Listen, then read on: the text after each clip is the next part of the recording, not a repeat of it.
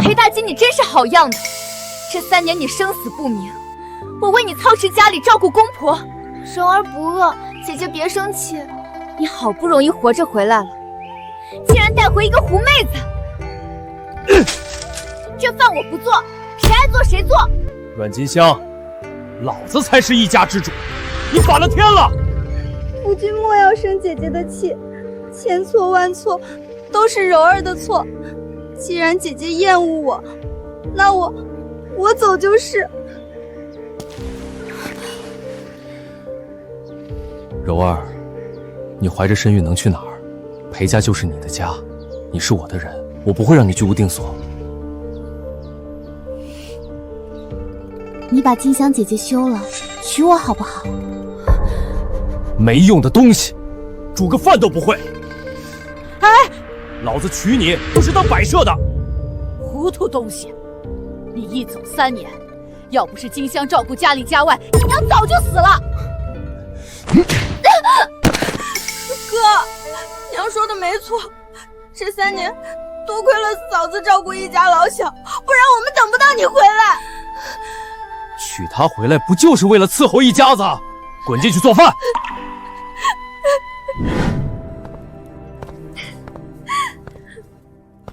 姐姐，裴郎和妾说就不喜欢你这样的，一脸的晦气，看着就倒胃口，也没点柔情小意，粗鲁的很。就喜欢你这样的狐妹子，你肚里揣着的是不是裴大金的种还两说。阮金香，柔儿是双身子的人，你怎么这么狠毒？你就不怕遭报应吗？阮金香，裴家容不下你这样的毒妇，滚！滚出裴家！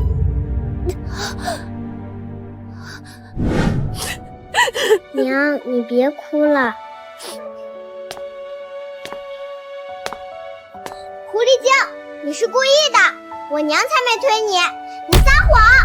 小孩子家家，少管大人的事情。裴郎，我没事的，童言无忌，也许是有什么人教唆了，不怪孩子。夫君，我的肚子好痛。哭！裴千欢就只会哭，跟你那个毒妇娘一起滚！吵到老子的宝贝儿子要你好看。丫丫乖，娘给你烧水，喝点热的，暖暖身子就舒服了。娘，都是丫丫不好，是丫丫乱说话，拖累了娘。丫丫是娘的乖宝，哪里是拖累，不许胡说。裴大姐，你不顾念夫妻情分，我忍了，可你千不该万不该，让丫丫来陪我受罪。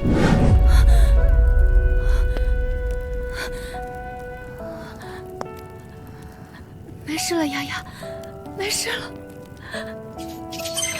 已绑定宿主，异世界穿梭系统正在激活中。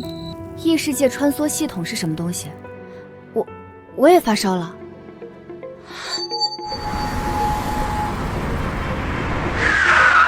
这是哪儿？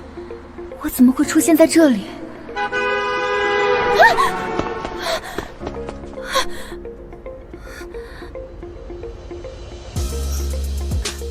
这不是鱼藻纹碗吗？你这个碗卖不卖？虽说卖色差了点儿，但也还算完整。这个一个破了口的碗能卖钱，许是个骗子。但丫丫如今病着，我也没了别的选择。卖，给多少银子？银子，我店里没银子。你要是想要银子，到时候去银店买就是了。你也别嫌少，这碗缺了口，品相也不好，给你800是我良心了。800，是指800文，那么多的铜钱，能给丫丫抓药了。这么多菜，还有肉和鸡蛋，这个地方居然这么繁华。这个饼子怎么卖的？拿去吃吧，我看你也怪可怜的，这饼子也不值什么钱，吃吧。真的太感谢你了。使不得，你拿着吧，又不值钱，你不要我也是扔了，反而浪费。这这什么异世界穿梭系统？该不会只能来不能回？检测到宿主返回意念强烈，将开启回程传送。5、4、3、2、1。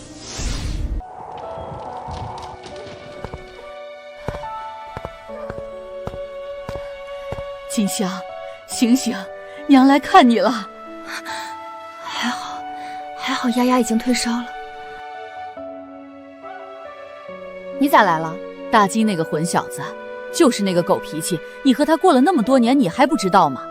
别和他一般见识，跟娘回去吧。这天寒地冻的，再给你和丫丫冻出个好歹。娘，是劝我和丫丫回去过日子，还是回去干活？那个狐妹子不滚出裴家，我绝不回去。金香啊，你可不能小肚鸡肠啊！柔儿再不对，她肚子里现在怀着老裴家的金孙，总不能让她哪儿来回哪儿去。金香，当媳妇儿的要能容人，你啥时候想清楚了？啥时候来跟娘说，娘接你回去。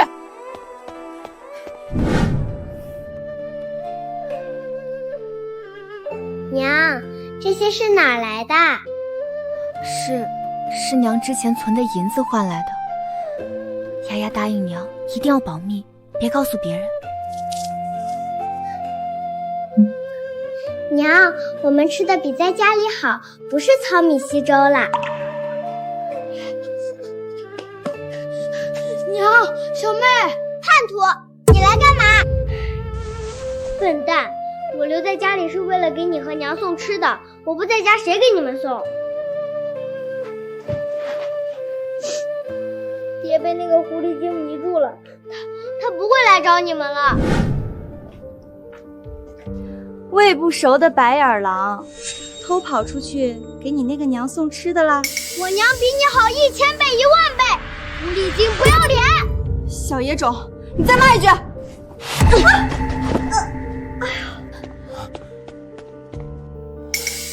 孽种，你怎么不去死？黑心肠的东西，那可是你弟弟！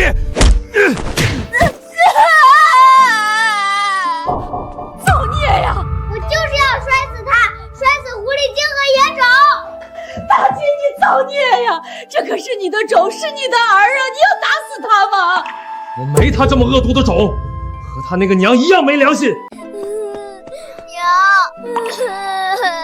咋了这是？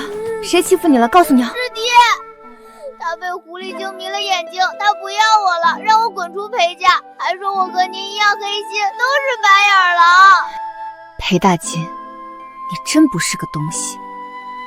你不要我就算了，连自己的种都不要，虎毒不食子呢。你他娘比恶虎还毒3分。既然裴大金这么绝情，我拖着也没意思了，不如早点和那个人渣和离，这样我靠着异世界系统也可以养活儿女，不用看那狗男人的脸色。什么军功，什么官差，什么钱财我都不稀罕，只要一对儿女平安长大。哎呦，这是谁呀？不是很有骨气的吗？不是再也不回裴家吗？怎么又添个脸回来了？裴大金，你少给自己脸添金了。我是回来和你和离的，你真以为世界离开你不转了？一坨臭狗屎，还把自己当成了香饽饽啊！切，阮金香，你怕不是被冻傻了吧？和我和离？你确定？你阮金香啥也不是，离开我，你和那2个小野种不得饿死啊？阮金香，你敢动手打老子！姐姐，你可别和裴郎赌气了，外面那么冷，回头再冻出个好歹，村里的人还以为我们虐待你们母子呢。父亲，你算个什么东西？老娘和裴大金说话，你一个贱货有什么资格插嘴？阮金香，你别后悔，既然你要和离，我成全你，以后你们母子3个是生是死与我裴家无关。好啊，死渣男，祝你和这朵白莲花绑死，别特么再来恶心我。金香啊，你别闹了，夫妻哪有隔夜仇的？你和大金说句软话，娘替你求情，你和孩子们都回来吧，别闹了好不好？裴大金死了3年，我当牛做马伺候一大家3年，吃喝拉撒哪个不是我？现在倒成了我闹。娘您的好意我领了，我和裴大金没有以后。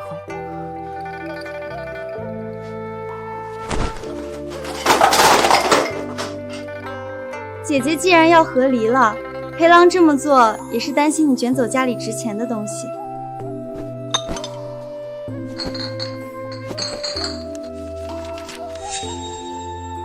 值钱的，裴家有个毛线值钱的东西，穷的老鼠来了都特么想哭，不知道装什么大半。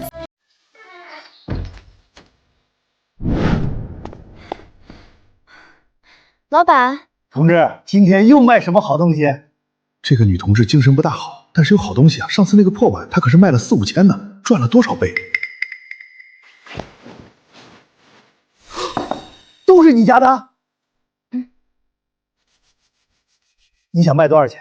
这姑娘白长这么水灵了，是个傻的，幸亏遇到了她，做生意讲究良心。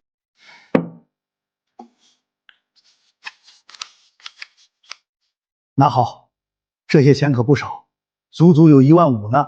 买你这几个碗和盘子，只多不少。下次还有好东西，记得找我啊！发财了，这些钱可以换很多粮食和用的，拿到北齐去卖了，我就会有不少银子，就可以买个小院子，我们母子3人也不用流浪了。卖米喽，自家的精米，数量不多，先到先得。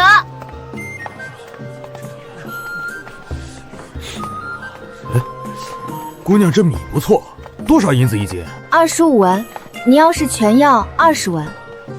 来，买单。有了这20两，我们就能买个小院了。这段时间我靠这异世界赚了不少银子，足足有好几10两。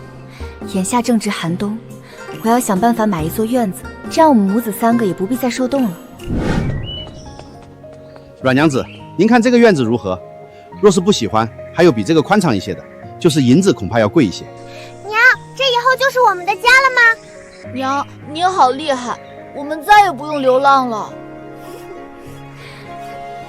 对，我们有家了。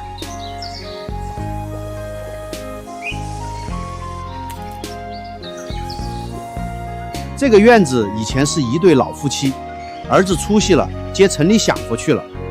院子空了，便宜卖，只要30两。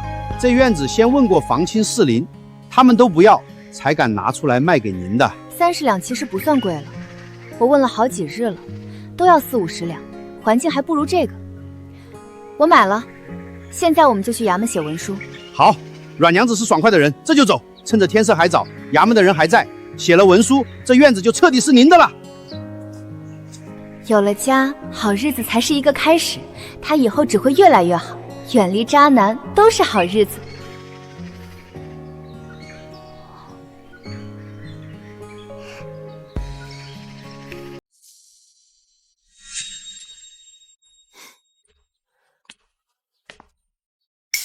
阮金香，怎么离开我偷东西被人抓了？你说自己呢吧？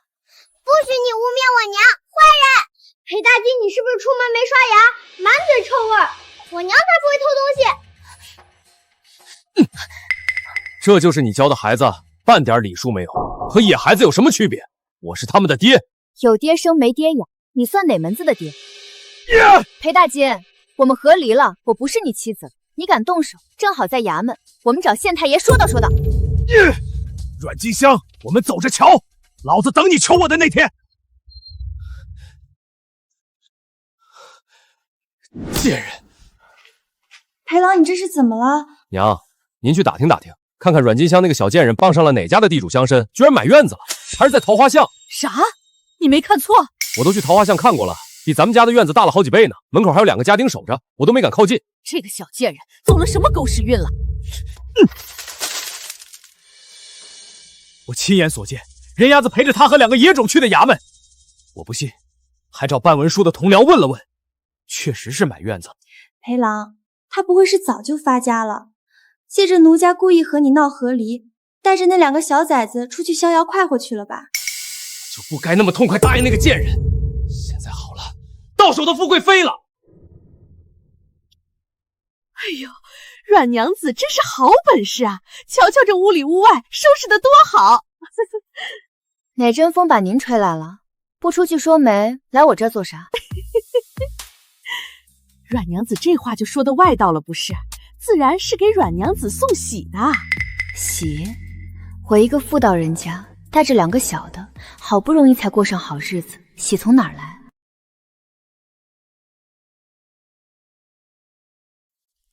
不知您说的喜从何来？阮娘子不知，你的事情可是在10里8村传来了。裴大金那个天杀的不懂珍惜，有的是人珍惜。我是受人所托来给阮娘子说亲的。说亲？我不用你说亲，你去和那些惦记我的人说一声，我阮金香这一辈子都不会再嫁人。我是傻了吗？还嫁人？伺候人没够，我一个人带着2个小的，日子逍遥快活，靠着异世界赚得盆满钵满，为何要去给人家做妻子，起早贪黑的伺候一大家子？阮娘子莫要赌气，天下好男人有的是，你不可因为一棵歪脖子树砍了一片森林啊！您莫要说了，我心意已决，此生不嫁。你还这么年轻，怎么能说这种话呢？我说的。柔儿，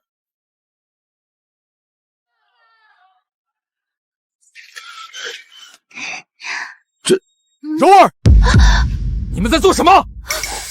裴郎，你听我解释。柔儿，我宠你疼你，你是把老子当绿头龟了？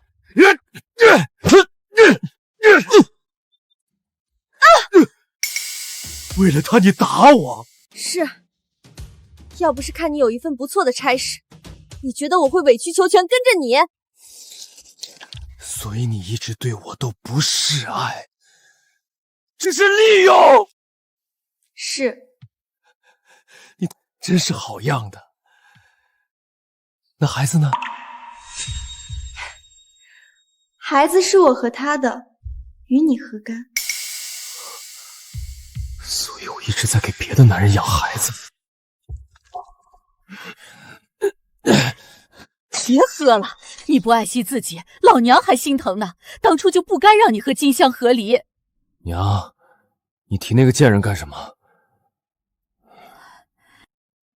不许你这么说金香，她可比那个小狐狸精好多了，最起码孝顺没得说。要不是她，这3年你娘能不能活着都不知道呢。儿呀，你听娘一句劝，去把金香哄回来吧。那2崽子都是你的种。金香是个死心眼儿，这些年一直在等你，你倒好，一回来就和他闹。我不去。你这孩子怎么那么死心眼呢？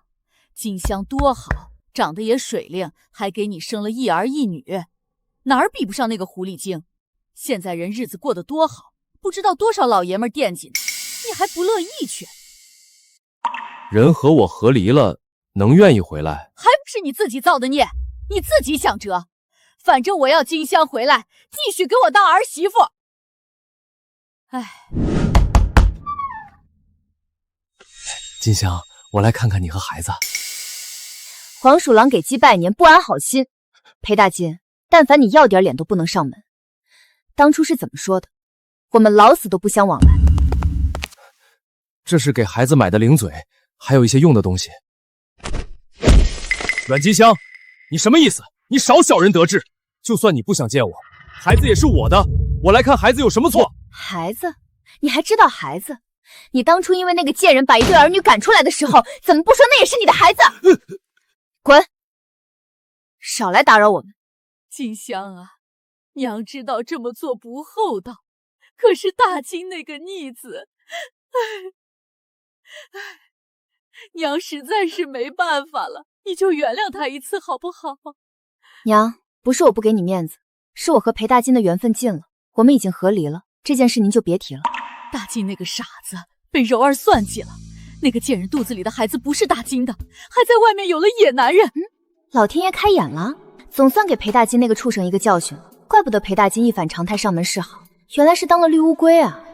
金香，大金知道错了，你就看娘的面子上回去吧，裴家不能没有你。娘，在裴家您对我算不错，我一辈子都认你。但是我和裴大金真的回不去了，从他抛弃妻子开始，就注定了结局。阮金香，你别欺人太甚，孩子不是你一个人的，今日孩子必须跟我回裴家。裴大金，你到底要不要脸？你要是不瞎，应该看得清楚，上面写着白纸黑字，你自愿放弃2个孩子，现在怎么没了孩子就来和我抢？阮金香，你的心肠怎么那么狠呢？裴家落魄你走了，现在你发达了，就不想要我这个夫君了？是不是看上了别的小白脸了？你要是看上也行，把我儿子还给我。是你服兵役一走就是3年，生死不知。我替你守着裴家，你一回来就带着小妾，还抛妻弃子。你现在反咬一口，你到底要不要脸？你怎么有脸上门的？就是，我都替你臊得慌。你想要孩子，除非我死，要么休想。大人，属下要告阮金香抛夫，还不让属下见孩子。阮金香，裴大金控告的事情是否存在？大人，纯属子虚乌有的事情。民妇和裴大金和离时候就签订契约，他放弃2个孩子，民妇不过是按着契约行事。至于抛夫更是不存在，是民妇被他赶出去，差点冻死野外，幸亏民妇福大命大才没死。裴大金，你还有什么话好说？身为府衙之人，不思如何以身作则，知法犯法，这件事必须严惩不贷。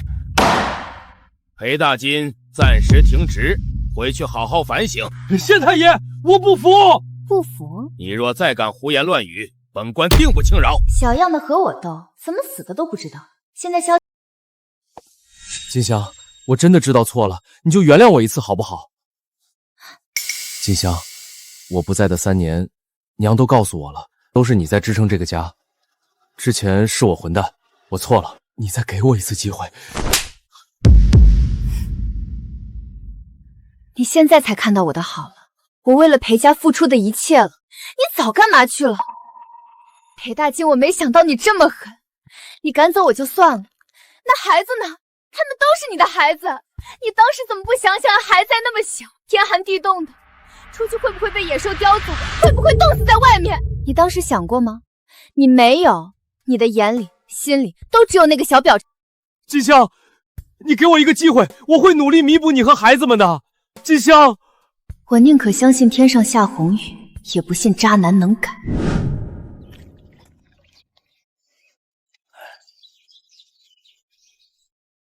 娘，您会不会原谅他？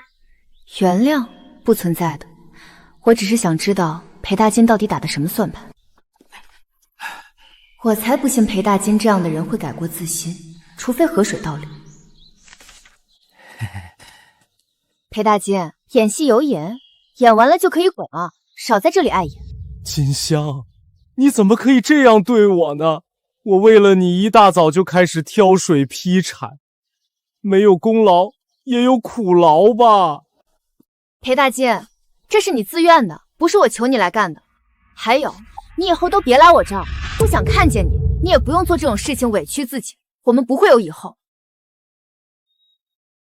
阮金香，差不多行了，我都委曲求全做到这个份上了，你还要怎么样？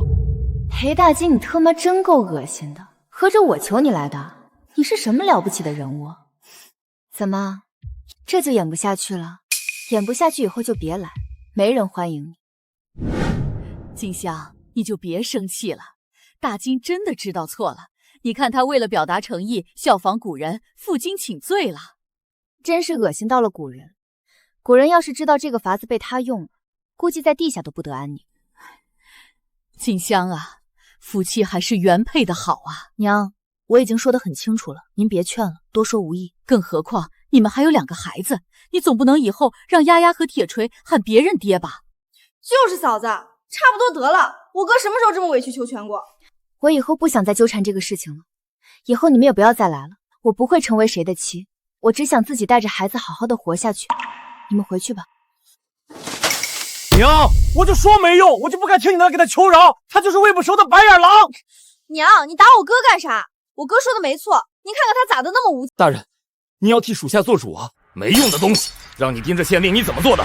为何被革职？都是属下无能，县太爷知道属下是您的人，故意给属下穿小鞋，利用属下家里的事情为难属下。属下为了替您办事，早已和县太爷交恶，他才故意针对，趁着那个贱人去闹事，正好给属下革职。您一定要替属下做主啊！县太爷完全就没把您放在眼里，您让做的事情，他一件都不办。他好大的狗胆，真以为本官不敢动他？既然当够了县令，那就换个人当吧。以回去等消息。裴大金，我希望你别让本官失望，否则后果你知道的。大人放心，小的必定给大人鞍前马后，誓死追随。阮金香，看到了吗？本官升职了。那真是恭喜裴大人了，新官上任可要多为百姓谋福利啊。小女子就不打扰裴大人了。阮金香，别说本官不给你机会，只要你现在和我说几句好听的，再求求我，我会考虑重新纳了你。我真是要被这个裴大金笑死了，他哪来的脸还求他？我阮金香求狗都不求他好吗？能不能有多远滚多远，少来碍眼。裴大人现在身份高贵，贱妾自然是不配大人的，还请大人高抬贵手，换个人吧，妾没那个福气。这个贱人真是给脸不要脸，一个下堂妇还给他摆谱。哼！你们干什么？你们就算是公职，也不能私闯民宅！娘，这些坏人要抓我！不怕不怕。裴大金，你闹够了没？到底要怎么样？阮金香，现在知道害怕了。大锤是我裴家的种，自然要回裴家。至于你和那个裴钱货，呵呵，总有你们后悔求我的时候。快走！铁锤，你听娘说，你先跟他们回去。放心，娘一定会想办法把你接回来的。我们不会分开太久的。娘，记得来接我，我不要和他一起生活，我要你。这么晚了，这是出了什么事情？这么大动静，不会是北狄吧？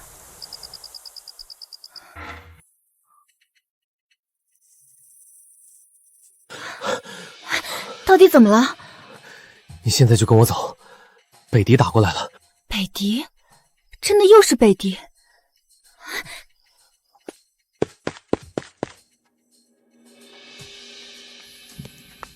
还傻愣着干什么？还不快走！想去北狄当奴隶？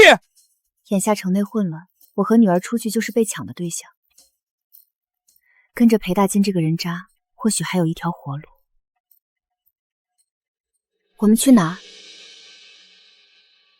当然是去最繁华的京城了。云城是待不了，北狄的人心狠手辣，留下只会送死。不想死的，就把值钱的东西留下。各位爷，我就是个普通老百姓，没那么多银子。不过这个女人有，她刚买的院子，手里肯定有不少粮食和银子。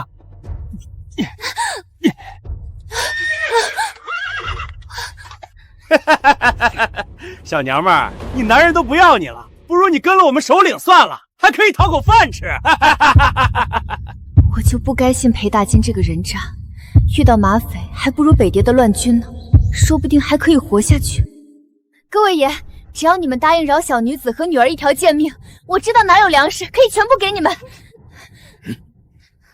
现在没有什么比活着更重要的，粮食和物资可以再赚，要是人死了，那就真的一了百了了。娘，我们会不会饿死在这里？哥哥不知道怎么样了。丫丫好怕呀。裴大金就算是禽兽，应该也会保护铁锤的吧？那毕竟是他唯一的种了。只要铁锤还活着，我们母子总有再见的时候。丫丫乖，相信娘，我们一定会没事的。娘会努力赚银子，我们去最繁华的京城，好好的生活。京城有糖葫芦吗？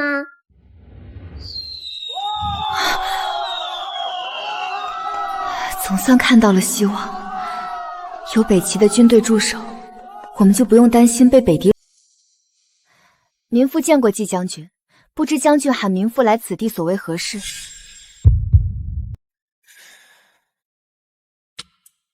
你是裴大金的夫人，你可知县令弃城而逃是什么罪？将军怕是误会了，民妇和裴大金没关系。没关系，城还未丢的时候，可是有人看到了裴大金亲自来你府中接你。没关系，会管你的死活？你当本将军是傻子不成？那么好糊弄，还不如实交代。裴大金人呢？将军在审问民妇之前，应该就知道民妇是被逼着和裴大金离开的，不是民妇自愿的。她是为了孩子，并不是为了民妇。裴大金仗着自己赚了军功，一回家就赶民妇出门，这次更是把民妇丢给马匪。要不是民妇命大，早就死了。还不算太蠢，那样的人，早点合力对你或许才是好事。都说伴君如伴虎，这个季将军的气势也很威严，还是远离这些人为好。军爷，我们都是良民，现在城内不太平，我们想去城外京城寻亲。将军有令，裴大金还没抓到，你和家人不许出云城。我好不容易把存的钱换成银子，就准备去京城重新开始，顺便寻找儿子的下落。现在好了，连云城的门都出不去。我上辈子是刨了裴大金家的祖坟吧，这辈子没完没了的给那个人扎善后，现在还要被困在这里，他怎么不去死？娘，我们不会死在这里吧？爹好狠心啊！不要我和娘。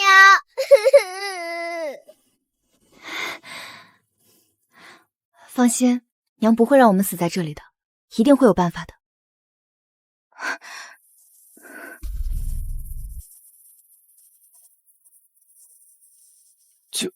救命！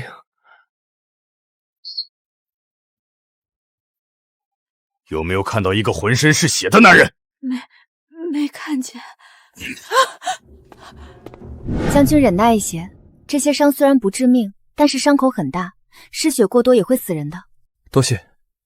之前的事情，将军为了守卫云城而伤，之前的事情民妇都忘记了，将军莫要介怀。此女胸怀大度，胆识过人，倒是和裴大金截然不同，日后必然非池中之物。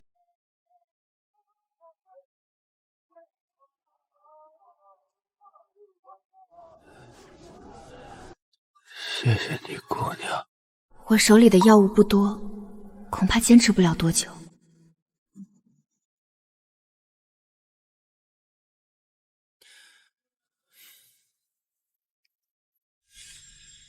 阮夫人，那日承蒙阮夫人舍命相救，否则季某人也无法为民请命。将军是云城百姓的主心骨，妾能救将军是妾的荣幸。夫人大义，大恩不言谢。要不是当时没有别的选择了，否则我也不愿意趟这趟浑水。身为北齐百姓，妾理应如此。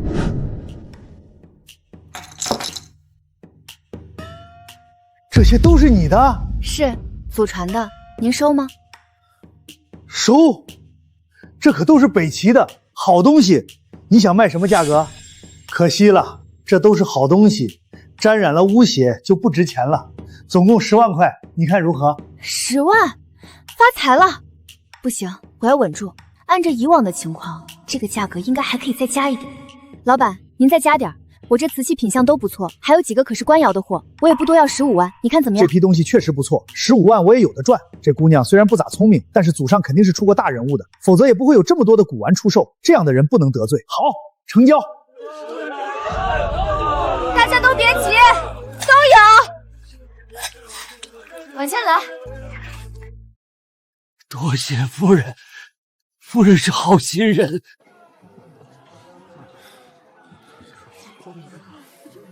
阮夫人是良善之人，有心了。季将军，这个女人的银子来路不正，我怀疑她是奸细。无凭无证，你污蔑阮夫人，你可知罪？民女说的都是真的，民女曾经是她前夫的女人，穷的饭她都吃不起，现在却失踪。这个还真是恶毒。云城战乱。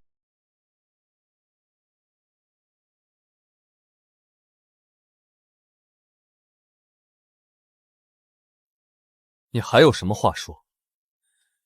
哪个人的不义财可以存这么多的粮食？草民也是担忧将军被人蒙骗，不是故意抹黑阮娘子，不是故意，那就是有意喽。你是不是嫉妒我啊？我都把裴大金让给你了，你还不满足，要置我于死地。幸亏季将军是明白人，否则我是不是得冤死？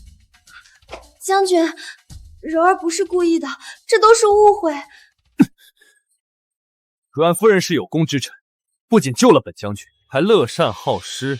你这种货色也好意思说误会？来人，押下去杖责20军棍，以儆效尤，看谁以后还敢污蔑好人。你不得好死！金香，你救救我！你一定要救救我，否则我就得死了！这不是裴大人吗？这是怎么了？不是逃去京城了吗？怎么这么狼狈？金香，我当时真的是迫于无奈，你也不想儿子落在马匪的手里吧？我知道你聪慧，一定会有办法的。我呸！你个臭不要脸的玩意儿！老娘是不是还得谢谢你，差点害死我？你要不想死就去自首吧。季将军是明白人，会给你一条活路的。阮金香，这就是你给我想的办法？你是想我死吧？嫂子，你和我哥好歹夫妻一场，一日夫妻百日恩，你怎么能这么狠心呢？我哥要是出事，铁锤和丫丫怎么办？铁锤呢？我怎么没看到他？阮金香，我实话告诉你，你要是不帮我，这辈子你都别想见那个孽种。好，为了铁锤，我答应了替你说话，保你一条狗命，其余的我不会管。娘，我要娘！爹，你把我娘还给我！这孩子跟着裴大金，怕是吃了不少的苦头。娘，真的是你吗？我不是在做梦吧？好孩子，我们再也不分开。娘，您不知道，我爹根本就不把我当人。一路上他们吃细粮，我连粗粮都吃不上，饿得我浑身发软。爹还说我是贱种。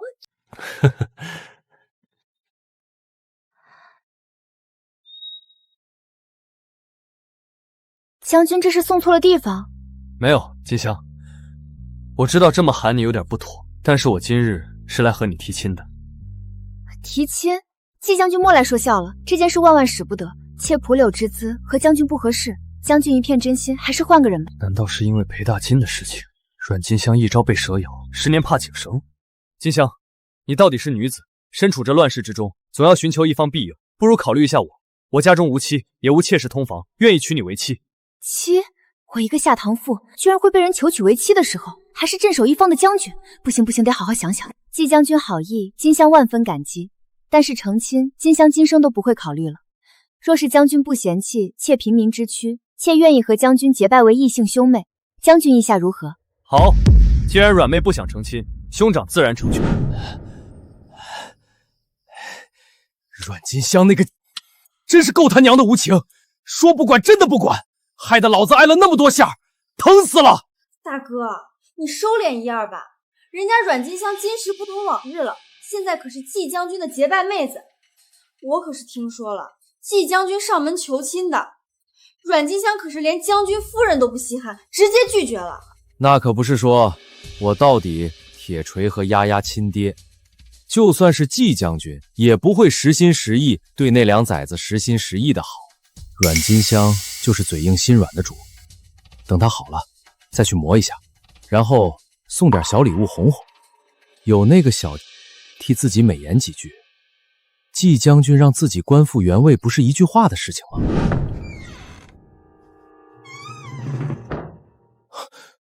你来做什么？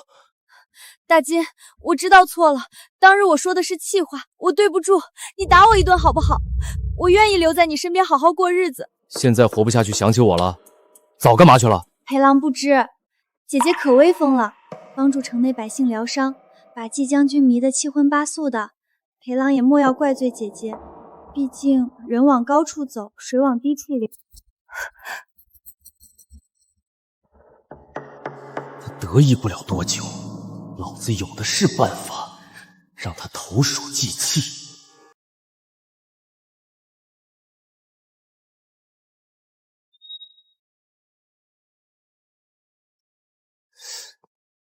阮金香，你脑子秀逗了吧？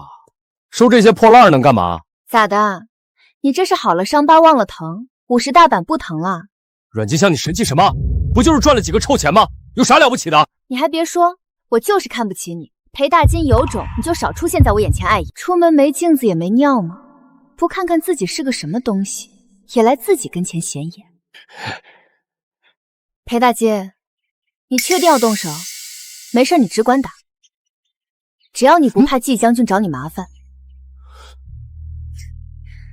狗仗人势的这件事不会就这样算了的。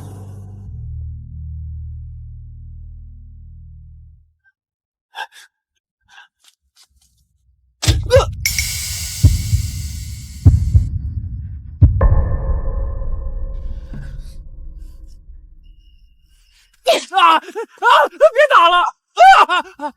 裴大金，你有毛病，放着门不走翻墙，打死你也活该。你不会是穷的活不下去，来我家里偷东西吧？你胡说什么？谁偷东西了？我是来看孩子的。真晦气，偷鸡不成蚀把米，还被这个打了一顿，真是气死了。你看我信你的鬼话吗？看孩子不走正门，翻墙。喝多了，误把墙当门了，被你一顿打的酒都醒了。不用假好心，滚出去，否则别怪我报官，说你半夜私闯民宅。别推，我自己会走。哎呦，你说那个小收那些破烂货做什么？也不值几个钱。裴郎也信他的障眼法啊？你这话是什么意思啊？裴郎真的相信他没有野男人可以活下去？那些破烂又不值钱，他是如何买院子，又如何施粥赈灾的？还是你聪明，我怎么没想到呢？我明天开始就盯着那个小，看看他的银子到底。大妹子，大妹子，快坐，这次有什么好玩意儿？你且看看，这次好东西不少。这次的的确不错，居然还有几个玉器。不知这次可以卖多少钱？老板8万吧。我知道你的价格公道，但是我确实有难处，以后有好的我还给你留着。好，以后有好东西记得给我留着，价格好说。这些东西都可以储存一段时间，拿回去摆摊，一定可以卖个好价钱。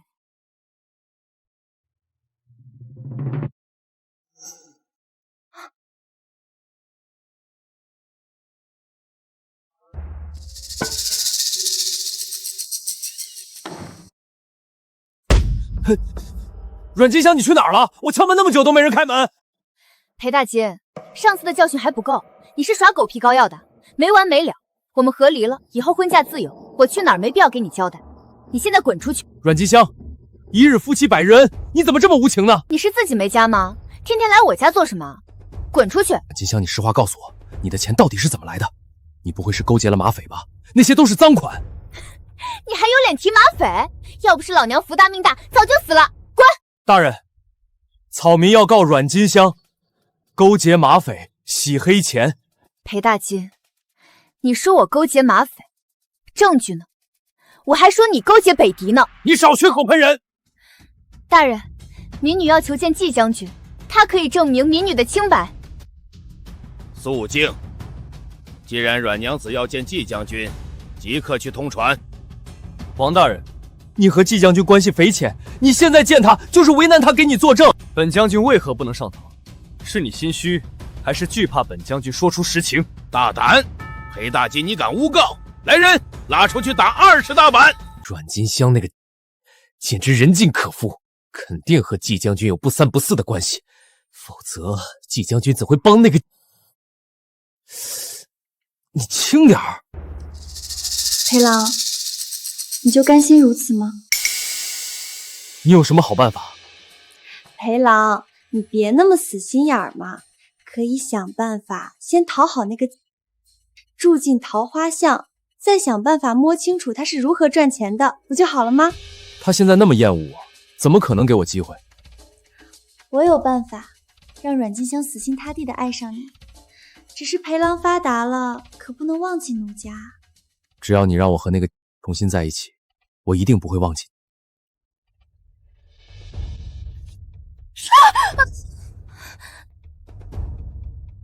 这小娘们这么遭人惦记，咋还有人要绑她？金香，你别怕，我这就来救你。柔儿是怎么办事的？这个蠢货怎么不放水？招招下死手，这是想要老子的命！不！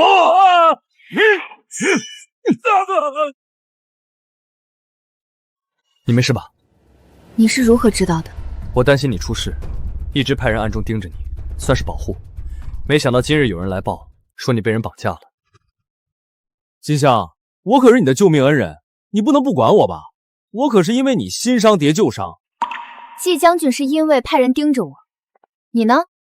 怎么那么巧合就出现在那儿？难不成你也整天盯着我？裴大金，这件事不会是你搞的鬼吧？那个绑匪是你雇的人？阮金香，你有没有良心？我是路过，恰好看到你出事，才跟着一起去的破庙。怎么我救人还救出错了？我不管，你不能这么对你的救命恩人，你这样是要被人戳脊梁骨的。你不就是想看我的银子到底从哪儿来的？好啊，你既然愿意留下来，不过我告诉你，裴大金我的家里不养废物，你既然要留下，就得帮忙干活，家里的重活、脏活、累活都是你干，等你伤好了，麻溜滚蛋。没想到阮金香这个小挺有头脑的，要是自己和她成亲了，以后就都是好日子了。金香，你看我干半天了，你要不要分我一半银子？裴大金天还没黑呢，你做啥梦呢？凭啥分你呢？是你自己要死去白来的留下给我干活的，不是我求你的。阮金香，我是你男人，分你点钱咋了？更何况，就算是我留下给你干活，那也是因为心疼你，你咋的不知道好赖呢？你现在可不是我男人，我们和离了，我也没求着你帮我。不乐意你可以走啊。阮金香，你玩老子呢？不想干就抓紧滚蛋，别影响我赚钱。这个小赚了那么多的银子，自己现在走了，不是便宜了这个？金香，我们俩什么时候成亲？到底谁给这个笨蛋的自信？成亲？你是不是老毛病犯了？谁要和你成亲？阮金香，你别生在福中不知福，我这么好的男人可不多见了，你别到时候后悔。你不会是还惦记着季将军吧？少胡扯！我就知道你还是在乎我的，毕竟我才是2个崽子的爹。你也知道你是孩子的爹，你除了生了2个孩子，你这个爹还有啥用处？金香，你还好吧？金香，我想起来家里还有点事情，我先回去了。裴大金这个怂蛋，真是恶人自有恶人磨。金香，我知道你不想成亲，但是裴大金不死心，一直纠缠对你也不好。不如这样，你我假成婚，婚后你想做什么随意，我可以给你立字据。有一说一，季将军人确实很好，可是这样对他不公平。不必，他也就是嘴贱了些，也不敢做什么，更何况还有你在。你和裴大金已经和离，现在他又赖在你这里，被传扬出去，你是女子，吃亏的终究是你。我一个大男人无碍，若是日后你遇到了合适的，我愿意与你和离，还你自由。金香，你好好考虑一下，我等你。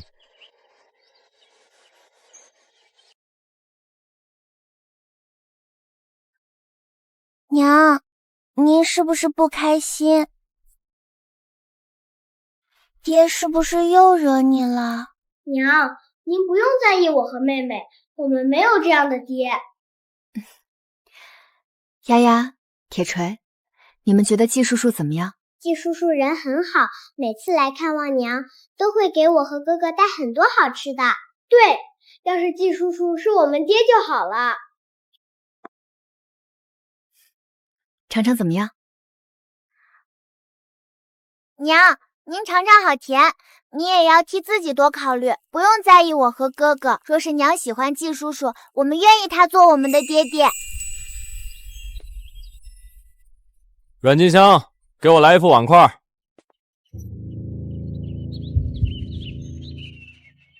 裴大金，你和金香已经和离了，以后少出现在这里，否则别怪我对你不客气。季将军，这句话应该在下说吧？你和金香虽然是结拜兄妹，但是男女有别，你这样总出现在这里，是不是不合适？我没有你这样的爹，你算个什么爹？管过我和妹妹吗？好意思说你是爹，我都替你臊得慌。老子就算没管你，也是你老子，这事儿改不变了。你这个小白眼狼，怎么和你爹说话呢？你滚出去！我没有你这样的爹，也不稀罕你这个废物爹。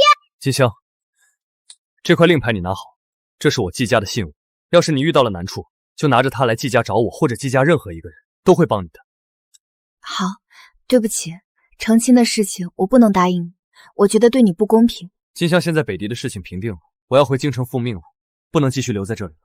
你愿意跟我一起去京城吗？即便你不想和我成亲，我也想护着你们母子3人，在京城我可以更好的照顾你们。我会去京城，但不是现在。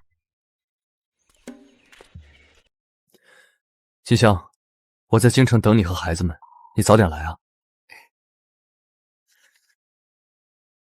一路平安，到了京城，派人来送个口信儿。此别不知何时再见，我给你留一个人保护你和孩子们。不用，我和孩子不会有事，你别担心。裴大金不是好人，我在或许还可威慑一二，我不在，你们母子3人没有保障，是一个女子，不必担忧。见过夫人，夫人不必忧心，婉娘一介舞女，不会打扰夫人的生活，还可保夫人和公子小姐无忧。留下吧，婉娘是可靠的人，早些年我救过她的命，是留下报恩的，不必介怀。我们京城见。我等你。我走了。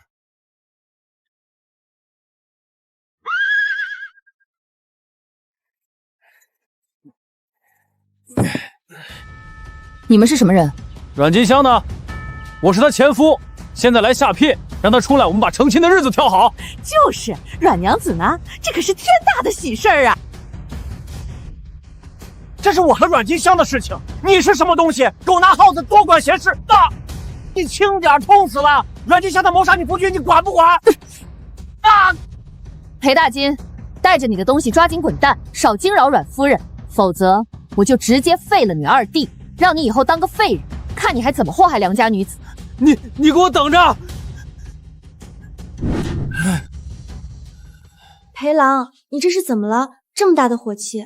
滚开！还能怎么了？还不是阮金香那个小贱人，不知道从哪儿请了个女的，会武功，害得老子差点死那儿。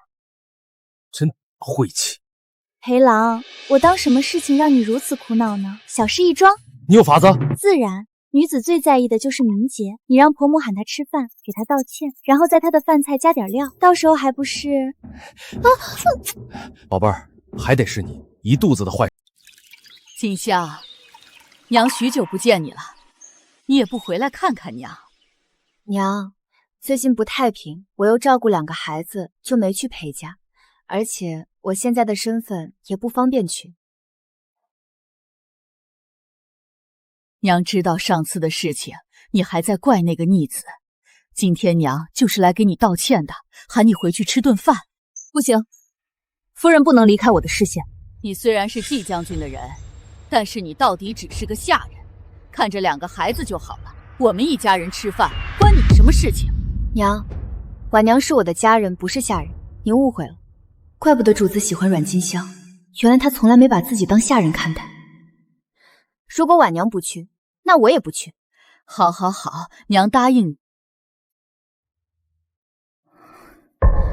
不太对劲，小心吃屎。家嫔没什么好吃的，姑娘尝尝我手艺如何？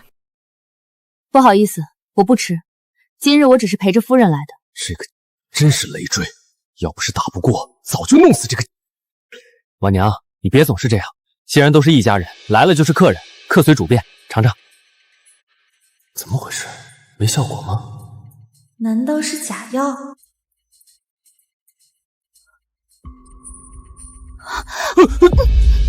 你和柔儿的感情真好啊，你也不至于当着我们就开始真人秀吧？金香，这都是误会，我和柔儿不是你想的那样，我是看她可怜才收留她的。心疼到了床上？裴大金，你要大方承认，我还高看你一眼。现在你让我觉得恶心。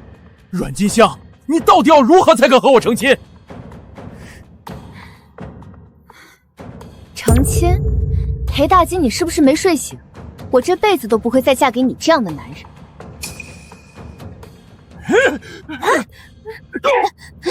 再敢打夫人的主意，我弄！丫丫、铁锤，你们别吓唬娘，快出来！夫人，小姐和公子怕是出事了。夫人先别急，那些人抓走小姐和公子，必然有所企图。只要有所图，他们就是安全的。还是你说的有道理，是我糊涂了。婉娘，你有什么想法？我怀疑是裴家搞的鬼，否则不会如此巧合。我们去了裴家，家里就出事了。夫人莫急，这件事没那么简单。既然已经有了猜测，夫人不如冒险一把。怎么说？这个你拿着防身，先去裴家试探一二，看看是否有线索。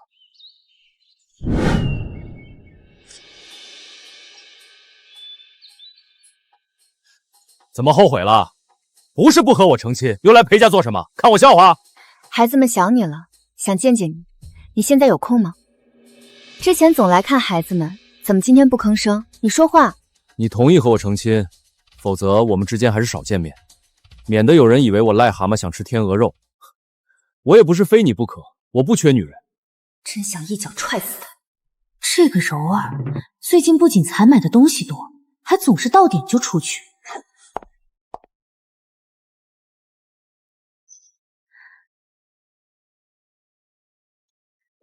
没人，我来的时候注意着呢。嘿嘿，这不是小心驶得万年船吗？讨厌，快点吃饭吧。哎，来，果然在这儿。不行，我要赶快回去告诉夫人。那2个野种怎么样了？放心，死不了。只要有口气儿就行，别让他们死了，否则就不值钱了。放心，拿人钱财，与人消灾，这点道理我们懂。果然在这儿。大人，我一双儿女被人绑架，求大人做主。季将军对阮金香真的是用心，居然把季家的令牌都送给了阮金香。要是被季将军知道自己照顾不周，以后怕是会有麻烦。这些刁民竟敢青天白日掳人，我立刻点兵随你救人。多谢大人，此番恩情民妇记下了。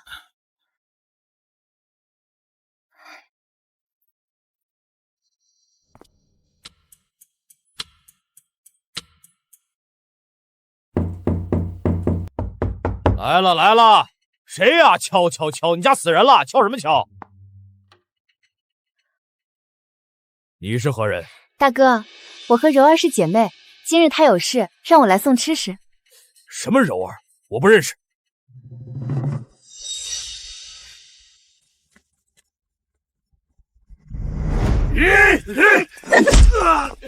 疼！孩子呢？什么孩子？我听不懂你在说什么啊！疼！再不说，不只是手废了，大牢内的酷刑都给你尝尝。被人带走了。一次性说完。什么人带走的？是柔儿带走的。去哪儿我真的不知道了，求你放过我。大人，这几个人就交给你的人了，怎么做您应该清楚。哎，阮金香，你做什么？柔儿呢？不知道，2天没看见了，我又不是他爹。裴大姐，孩子不见了，是不是他干的？阮金香，你是干什么吃的？孩子怎么会不见的？你把孩子弄丢了，你打我？阮金香，你是要倒反天罡？裴大姐，柔儿那个，如果孩子出事，我第一个先弄死你！你还不说实话吗？那也是你的儿女，你跟着外人害自己的孩子，就不怕天打雷劈吗？我真的不知道。孩子不见了。别担心，我知道孩子在哪，有我在，他们不会有事的。是属下无能，没能看好小姐和公子，属下该死。若非你汇报季将军，他也不会及时赶来。我们2个势单力薄，想要救人太难了。你知道孩子的下落？孩子还活着，就是处境不太好，在50里外的兔儿寨。三爷，您可是说好的，人抓到了听您家的。我想那2个野种死。要不是阮金香害自己，她也不会流产，更不会被裴大金那个人渣当泄欲的工具。老子费了半天功夫，1毛好处没捞着。你说撕票就撕票，你算什么东西？男人果然都是闻着腥味就来的狗。当初哄着自己上床的时候怎么说的？玩够了就一脚踹开了。三当家，滚开！抓紧找个人给阮金香送信儿去，耽误老子正事儿，我捅死你！三爷，您不是和奴家说好的吗？那2野种交给奴家处置的。您不能说话不算话。哼，你是个什么货色，自己心里没逼数？一个供人玩乐的东西，还敢和爷讨价还价，配吗？对方提出让我拿100两银子去兔儿寨赎人。你先别担心，既然对方现在要赎金，说明人还是安全的，我一定会想办法把孩子们救回来的。你是将军，无诏书不能离开京城，你是如何说服陛下的？我接到消息就入宫了，请奏陛下下旨来这里剿匪。这个男人好的有点过分了，要不是因为孩子的事情，他不用冒险。万一陛下知道，以后必然被怀疑。银子我有，虽然俸禄不多，但是我还有些私产，100两还是拿得出来的。不用，银子我有。100两不是小数目，阮金香到底是做什么的？你就是阮金香？正是在下。有点意思啊，这个女人见了我居然没有半点畏惧，反而有一种天生的傲骨，嘿嘿，有种想要征服的感觉。爷的要求换了，不要100两，我要你留下给我当压寨夫人。好啊，夫人，您不能同意。不过我有要求。自己果然没看错，这个女人真有意思。自己当山匪这么多年，还是第一次敢有女人和自己谈条件的。你说，第一，我要见我的孩子们，确认他们无事，并且让他们和婉娘离开。第二，我要他死。三爷，他就是故意忽悠你的，他不会甘心留下给你当压寨夫人的。聒噪，满足你了。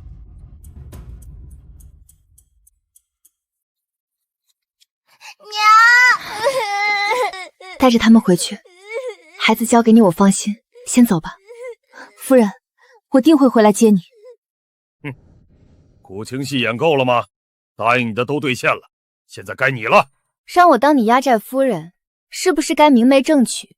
我要一场婚宴。好，阮金香，我奉劝你最好别和我耍花样。三爷，三夫人不见了。你说什么胡话呢？人在房间里关着，怎么会突然不见了？属下也不知道，属下把三夫人的屋子里里外外寻了个遍，可是人真的不见了。好啊，阮金香，怪不得你让孩子和那个女人先走，原来是自己有后手啊！爷倒是小看你了，哼，被爷看上的女人还没有能逃走的，真是独一份啊！有夫人，您是如何出来的？兔儿寨守卫那么森严。我是趁着他们守备不严的时候，偷偷从后山溜走的。后山？天色那么黑，后山又灌木丛生，阮夫人还有这本事？你不知道，以前我在裴家过的什么日子？裴大金不在，一大家子等着我养活。我把附近的山都不知道走了多少遍了，为了找吃的，山里怎么走我门清。那个人渣活着就是祸害，怎么不死呢？你和他和离真是最明智的选择，否则柔儿就是你的下场。季将军带着将士们去剿匪了，不知情况如何了。他以为你被留下当压寨夫人了。你去给他送信儿，说我平安无事，别被三当家的利用了。我在剿匪的时候，听到那些山匪说他被关着凭空消失了，他是如何做到的？怎么了？你是如何离开的兔儿寨？他们说你忽然就不见了。你信不信我？金香，我没有窥探你秘密的意思，我只是担心你，只要你平安就好，其余的不重要。异世界的事情太过于诡异，我到现在都搞不清楚是怎么回事。这件事我准备烂在自己肚子里，不会告诉任何人。这个送你，你看看喜欢吗？喜欢，很好看，很精美。这匕首的做工，只怕是宫里的能工巧匠都未必做得出来。他究竟是什么人？昨夜他因为收到礼物一激动，直接抱住了我。夫人，既然你也喜欢将军，为何不？将军人不错，您和将军在一起绝对很幸福。婉娘，将军确实不是我一个二嫁女，还带着2个小的，我不想我的孩子以后受别人欺辱。你就别操心了，我也不想做依附男人的兔丝绒。婉娘，我想带着孩子们去京城发展，自己开个铺子，你来管如何？你可愿意随我一起走？夫人的未来还有我自然是愿意。夫人千里迢迢来到了京城，开了这间点心铺子，就是为了在这里站稳脚跟。我一定要帮夫人看好。这种货色也好意思在京城南纳街开铺子？姑娘，不知你有哪儿不满意的，我可以给您调换或者退银子给您。让你们老板出来说话，你算什么东西？一个贱婢也配给我道歉？抱歉，姑娘，我们店老板不在，有什么事情您和我说也是一样的。夫人，对不起，是我无能。哼，你就是季将军从边关带回来的那个妇人？就你这样的人，带着别人的孩子，还妄想入季家的门？怎么，自己无法吸引季将军的青睐，所以拿我这个市井小人出气？大胆！你可知眼前之人是什么身份？你有几个脑袋？夫人，这位应该是永安郡主新月将军。将军常年带兵打仗，鲜少与女子亲近，这次回来带着您，恐怕这人不会善良。以后自己少不了要和京城的人打交道，想立足就不能树敌无数。自己的身份不如对方，不如解释一二。姑娘，你怕是误会了，我和季将军并非你想的那种关系。既然不是，就离他远一些，免得因为你毁了他的威名。夫人，大事不好了，有人污蔑我们的铺子，说我们的点心都是坏的。你先别急，慢慢说怎么回事。我怀疑这件事和永安郡主脱不了干系，恐怕想让您知难而退，离开京城，彻底和将军断了联系。婉娘，你先回去歇息吧，这件事我会解决。我已经公开如何制作点心的步骤，以后谁再敢污蔑莫雅轩，别怪我不客气。闹事的，一律衙门见。想要闹事的人都要掂量一二。今日给新老顾客优惠，但凡买2斤的食客都送半斤。还是夫人厉害，这么轻松就解决了所有的麻烦，以后再也不会有人欺负我们莫雅轩了。婉娘，你要记得，做事不光要有心思，还要有处事的手段，更不能遇到事情就想着用武力解决，更不能事事依靠男人。在这个时代，女子除了依靠家族和男人，好像第一次听说可以依靠自己。夫人真是厉害。听闻之前永安来闹过，你没事吧？下次遇到这样的事情，记得派人去寻我。将军桃花运不错，红颜知己倒是不少。你误会了，我和他们没有任何关系。将军日后还是少来莫雅轩为妙，否则我和婉娘怕是都要在京城无法立足了。将军，夫人确实过得不易，为了铺子的生意，夫人想了很多的法子，吃了不少的苦头。不管什么时候，都不能强迫金香做出任何选择。来，收一下，你白好喝了吧？夫人，其实您真的误会将军了，他不是那种沾花惹草的人，只是将军一身军功在身，加上出身世家。我懂婉娘，其实我也不是故意针对他，只是我的情况你应该了解，我带着2个孩子，我这样的身份只会折辱他。你也看到了，我只是和他一起回京就被各种针对，说是成亲，后果只会更严重。世俗为何如此的无情？明明夫人和将军都是两情相悦的，但是要顾及那么多的东西。婉娘，若是你真的为了我和季将军好，就以后别再撮合我们了，也要和他保持距离。婉娘，你可知道京城哪家学府比较好？我想给孩子们选择一处。周夫子和将军关系不错，或许可以去哪儿？你就是那个和我们抢名额的村妇？就你们这样的，还是早点回去吧。一个乡野妇人，还妄想入周夫子的门，完全不认识这人，故意针对我，只能说明对方被人收买了，和自己过不去。是否能入周夫子的门，不应该由周夫子考量学问吗？怎么现在青城学府换你当家？无知蠢妇！周夫子的学问很高，就那2个小崽子，从小在乡下长大，如何能过得去周夫子的考验？来京城之前就做了功课，知道2个小的要入学堂，从半年前就找了有名气的秀才，给2个小的补习落下的功课，现在早已今非昔比了。就你的2个孩子，也配让周夫子考教？周夫子还未说不行，你算什么？之前确实有人给我送信说阮金香的坏话，说她一介村妇妄想染指季将军，而且还带着别人的孩子。细细一想又觉得不对，以季将军的性格，若非动心，怎么会容忍一个村妇染指自己的名声？你好大的胆子，见了周夫子居然不行礼，毫无礼数可言，怎配来青城学府求学？礼数是留给值得的人，不是任何人。言之有理。夫人觉得我这学府如何？环境还不错，适合求学，就是学子的质量，夫子还要严格把控才是。整个京城这么敢说的，怕是只有你阮金香了。玉玲、玉明见过周夫子。见过夫子。你们说求学是为了什么？为懂进退，知荣辱，明得失，守本心，为博古今，识民生，察人心因果，通世间百态。这是乡野村妇的孩子。夫人，在下有句话想要问问夫人，你为何让自己的女儿读书？世人不都说女子无才便是德？在我看来，女子更应该读书，让自己学富五车，这样以后相夫教子的时候，也不会被人嫌弃毫无学识。我不希望自己的女儿受到任何人的欺辱，有自保和分辨的能力。好。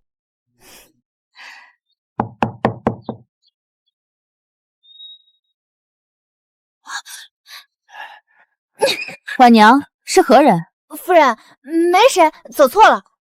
夫人住的地方鲜少有人知晓，本以为是季将军来贺喜，没想到是这个不速之客。阮金香，是我。裴大金，你还真是阴魂不散，都到了京城了，你找我干嘛？金香，你不能这么无情，我们好歹一日夫妻百日恩，看在往日的情分上，你赏口饭吃总可以吧？真不知道你哪来的脸，好意思让夫人给你饭吃？什么情分？差点没被你害死的情分吗？都说寡妇门前是非多，这和离的女人也一样。瞧瞧，这不少就有人上门了。不然说呢？据说这阮夫人在繁华的街道上还有间点心铺子。我可听说了，这位可不简单呐。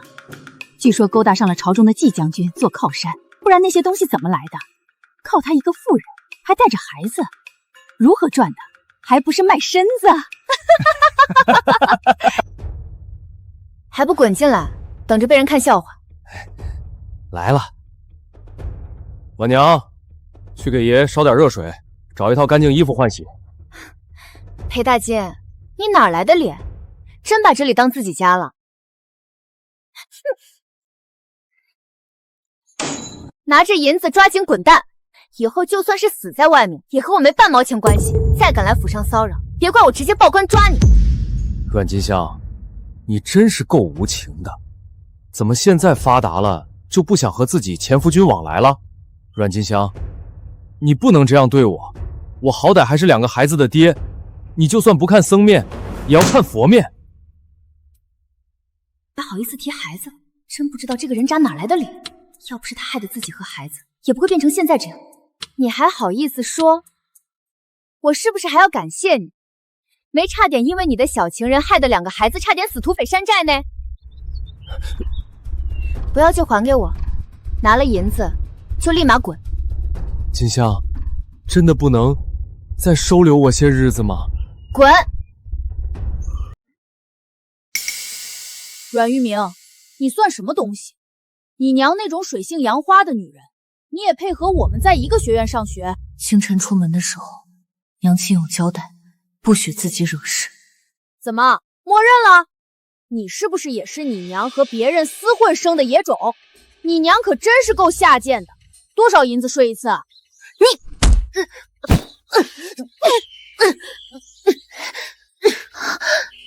哎，阮姑娘，阮姑娘，还不住手！谁让你们打架的？是你儿子先动的手，瞧瞧给我们家的孩子打成了什么样子。这件事儿没有10两银子，休想善了。您教育的儿子真好，礼数周全。若非你家孩子辱骂在先，我儿子如何会动手？在我看来，你儿子有一天被打死都是活该。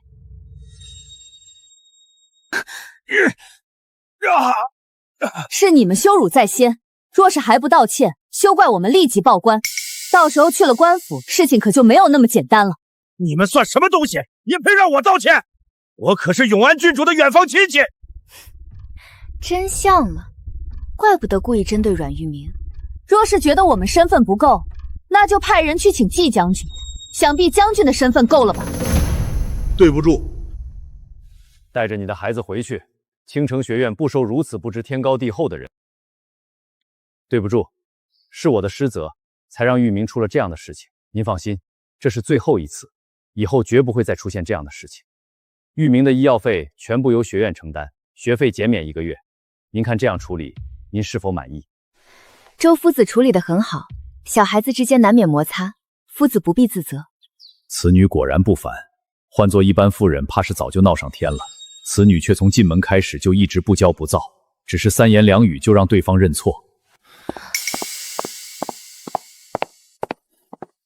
铁锤可有事？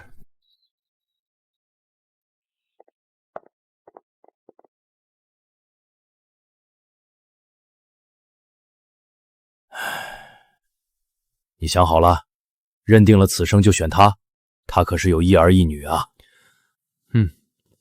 我不在乎他的1双儿女。痴儿啊，可是他在乎。你身份在京城贵重，他自知与你不配，怎么敢靠近？今日玉明被人羞辱，牵扯根源还是因为你的身份。若非是你的缘故，那人岂敢？此事我会解决。今日是永安郡主，那明日呢？又是谁？京城惦记你的贵女不在少数，你可知晓哦？啊，他身后无人可靠，一路苦过来的人，又怎敢交付真心？这是今年的新茶，宫里赏的，你尝尝如何？永安，之前若是我有什么地方做的让你误会了，今日我给你道歉，我对你没有半点别的心思。你今日来此如此说，是不是因为阮金香？她在京都所受的一切，可都是你安排的。他一个村妇罢了，还不配本郡主亲自针对。阮金香是本将军追的她，并非她纠缠我。你若不满意，有事尽管冲着本将军来。话已至此，我希望你莫要纠缠不清。我究竟哪一点不如他？他一个村妇还带着2个拖油瓶，你就如此稀罕？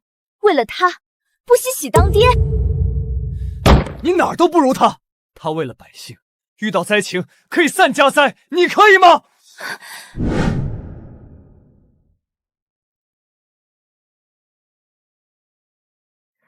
让他回去吧。将军，夫人今日不适，不见客，您还是回去吧。这京城居然还有人敢拒绝季将军！你转告金香，我只进去看看孩子，若是铁锤无事，我和郎中立即离开。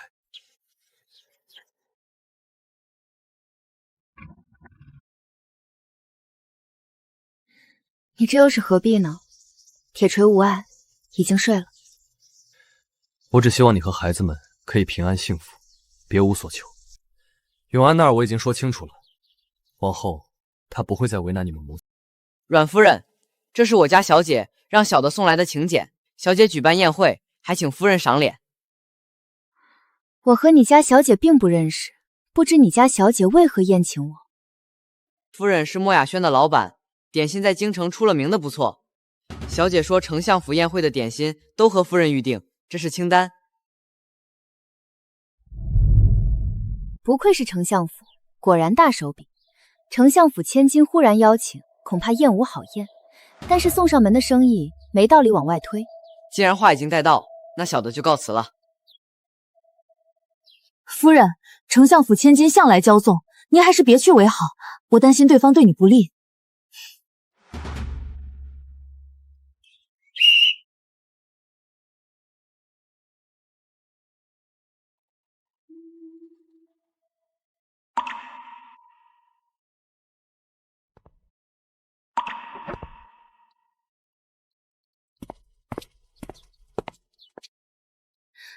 你就是莫雅轩的老板。听闻你和季将军关系不错，所以宴会的点心才选择了莫雅轩，算是照顾你的生意。多谢小姐照顾生意，你也是好命，攀发上了季将军。否则，就你一个外地村妇，恐怕想在京城立足都难。别说生意红火了，能有幸认识金香，是我的荣幸。既然是来府里送点心的，就跟着曹管家去后院吧。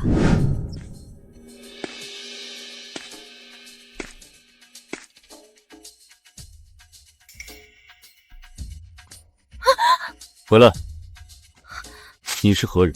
来此有何目的？又是丞相的新把戏？公子对不住，我是来给丞相府送点心的，一不小心迷路了，所以才误闯入此地。我现在就离开。被算计还不自知。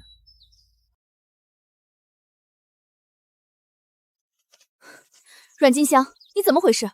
本小姐让你送点心，谁让你乱闯的？这儿也是你可以来的地方。若是惹怒父亲，你10个脑袋都不够砍的。丞相府的人真有意思，你要不要去问问你们丞相府的管家，到底怎么回事？不要张口就污蔑人。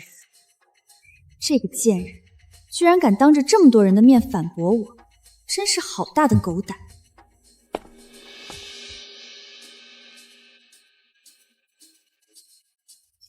老臣见过肃王殿下，是老臣的失误，求殿下恕罪。肃王，传闻肃王殿下为了天下征战无数，被敌军算计残了双腿，就连一张绝世容貌都被毁容。皇上心疼肃王，让其休养，没想到会在丞相府邸。丞相府比今日倒是热闹非凡。谁允许你到这个院子的？滚出去！丞相，对本王的客人还是客气点好，否则本王的脾气丞相清楚。朝中肃王权势滔天，虽然在自己府中休养，可是自己没少拉拢，可惜对方完全没有半点意思。眼前的女子倒是不简单，居然能让肃王替她说话。将军怎会在此凑热闹？金香是我故友，担心她有事，所以来看看。当朝2个最有权力的人，居然都和眼前的女子关系匪浅。若是能拉拢到太子的阵营，皇位必然稳固。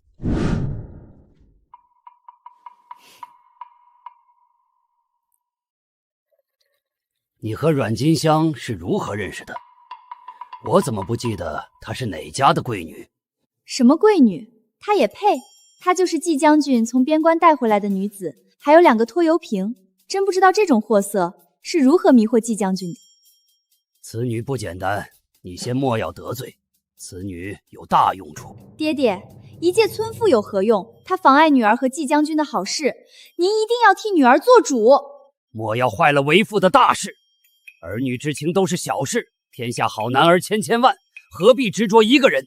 女儿不管，我就要季将军。他不仅一表人才，还在朝中功绩无数，天下有几个男子可比？爹爹，女儿的幸福不重要吗？您帮帮女儿，一定要阮金香滚出京城，或者永远消失。妇人之仁。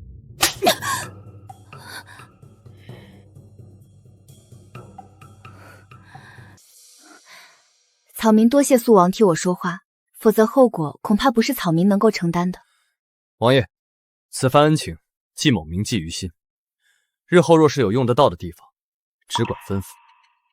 本王相助，因为他与我同是可怜之人，与你何干？既然护不住，就别招惹对方。现在好了，因为你，差点落得个生死的下场。金香，不是这样的，我知道这1年，你因为我吃了不少的苦头，我对不住你。可是让我放手，我做不到。我真不在乎你的身份。你是不在乎，可是他在乎。京城世家贵女在乎，包括你们季家也在乎。我刚来京城没多久，季老将军就找过我，请我远离你，我答应了。怎么，舍不得？季家可不简单，世代功绩过人。若是你可以嫁给季将军，届时身份必然水涨船高，京城恐怕没有几个人敢欺辱你了。若是我真的贪恋权势地位，那我选择王爷岂不更好？苏王妃的身份比将军夫人更胜一筹。大胆！谁允许你拿王爷开玩笑的？不想要命了？本王还真不如季将军在京城吃香。本王一个残废而已，哪家贵女愿意与本王共度余生？王爷身份贵重，功勋过人，他们不选王爷是他们没眼光。这个是草民在庙里求的，据说很灵验，送给王爷求个平安。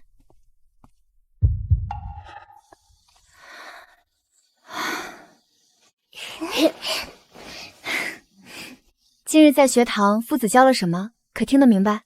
那是自然，夫子还夸我了呢。丫丫，可是在学堂有人欺负你。娘，您和爹爹是不是永远都不会在一起了？娘，其实这些日子我们在上学堂的路上遇到了爹。娘，我知道爹现在所有的一切都是活该，可是他真的好可怜，穿着褴褛还吃不饱饭，也无处容身。娘，你可以帮帮爹吗？这个裴大坚真是厚颜无耻，居然打上了孩子的主意，该死！裴大坚，你给我站住！裴大坚，你要干什么？我说的难道不够明白？金香，我真是无路可走了，求你了。看在往日的情分上，收留我些日子。裴大坚，我对你算是仁至义尽。金香，我真不是故意的。逃荒来的路上，娘因为小妹被土匪杀了，小妹也死在了土匪的手里。我若是有办法，也不会如此。裴母在裴家对我还算不错，现在就当是还她恩情了。金香，我愿意留在你身边做个打杂的小厮，或者去莫雅轩当个伙计。莫雅轩就算了。我会给你找份活计，若是你敢偷懒不干，以后我就再不管你的死活。钱镖头，这是我家一远房亲戚逃荒来的，不知您这儿还缺人吗？听说你以前是衙役，为何不干了？边关战乱，城镇被敌国侵占，在下也无处容身了，才逃荒到京城。宋镖可有危险？一路上什么人都有，你若是想留下，可要想清楚。只要镖头您赏口饭吃，不管如何，在下都认真负责。带他去熟悉一下镖局的环境。钱镖头，若是他不认真干，偷奸耍滑，您不必留情面，直接将人赶走即可。之前丞相府的点心，听闻是夫人送的，路过来买些别的。是。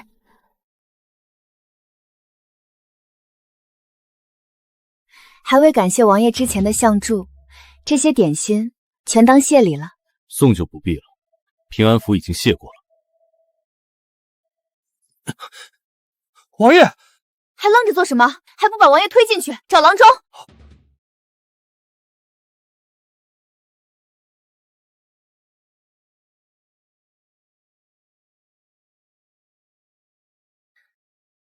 王爷，您没事了？是你救了本王？是，这是药，王爷留着吃，效果很好。不过王爷可以找我。你到底给王爷吃了什么？胡闹！你好大的胆子，不懂医术，居然敢给王爷胡乱用药！若是王爷出事，你10条命都不够赔的。好心救你主子，还救出错了。若是素王死在我墨雅轩，我以后还如何开门做生意？若非素王对我有恩，今日即便是死，我也不会多管闲事。既然素王无碍，麻烦离开我墨雅轩，以后也无需再来。小七，不许无礼，本王无碍。是，丞相府的医者都无法这么快就医治好自己，阮金香却可。这个女子真是处处给自己带来惊喜。恭喜王爷，您的脉象平稳，丝毫不像是有癫痫，以后也不会像之前那么容易犯病。此药有特效。小七，你以后对阮金香客气一些，不许无礼。是。如此小的药丸就可以治好自己的癫痫，这个阮金香比预想的更有意思。小七，你去查一下关于阮金香的事情。哼，你瞧瞧，这里面都是什么药？属下无能，闻不出药的成分。把药丸碾碎，再仔细分辨有什么药。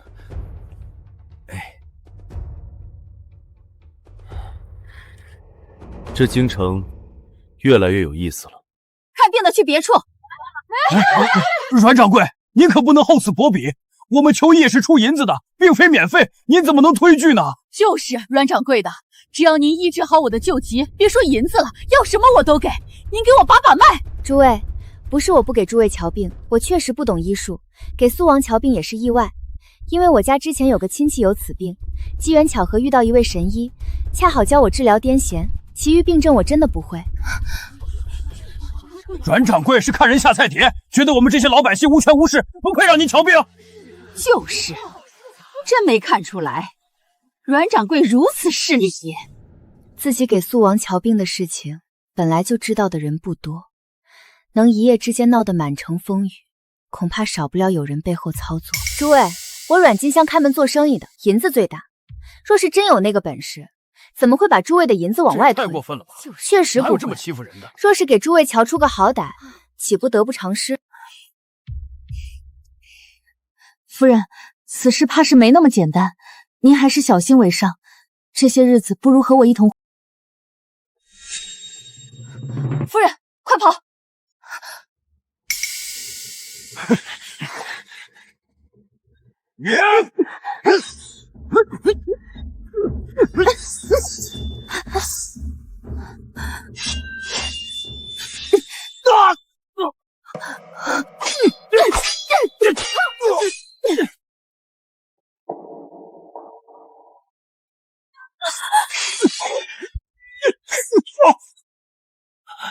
小七，你为何会这么巧合在北街？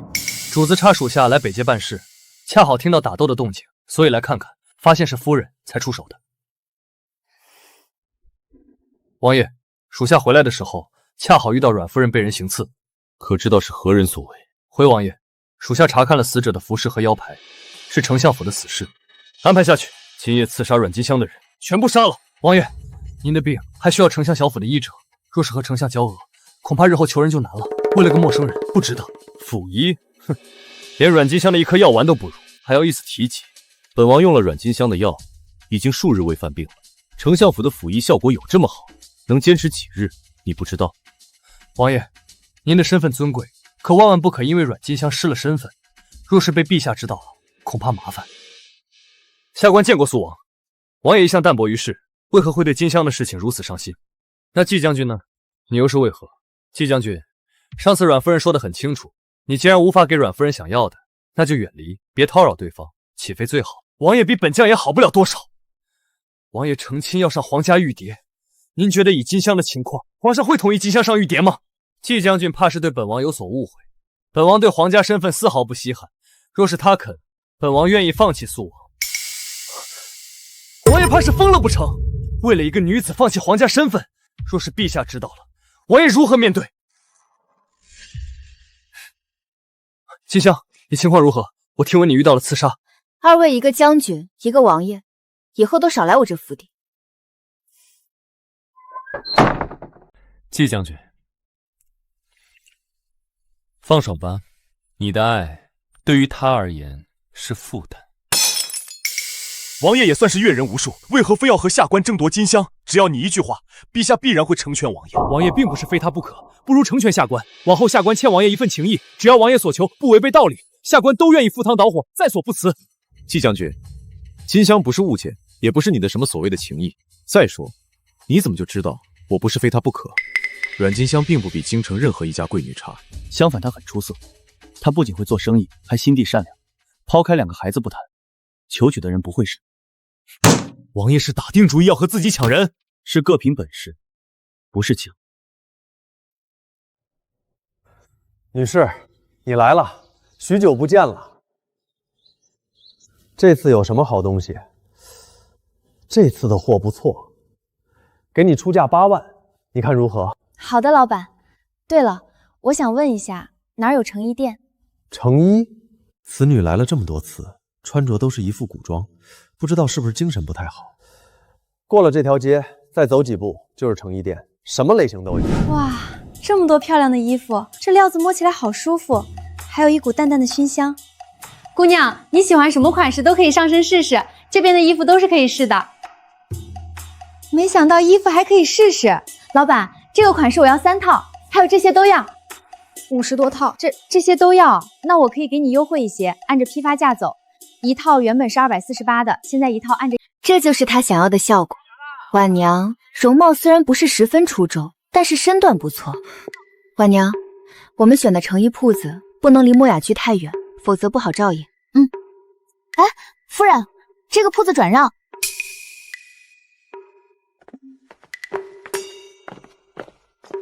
夫人是要挑选布料吗？可以给夫人一些优惠。掌柜的，你这铺子如何转让？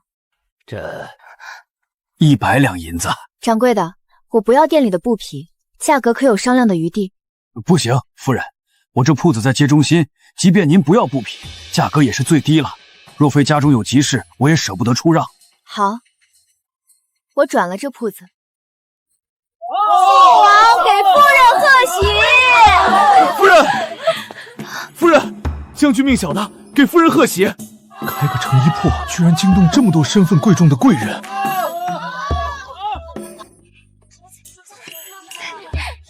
哎，你帮我把这个也包起来。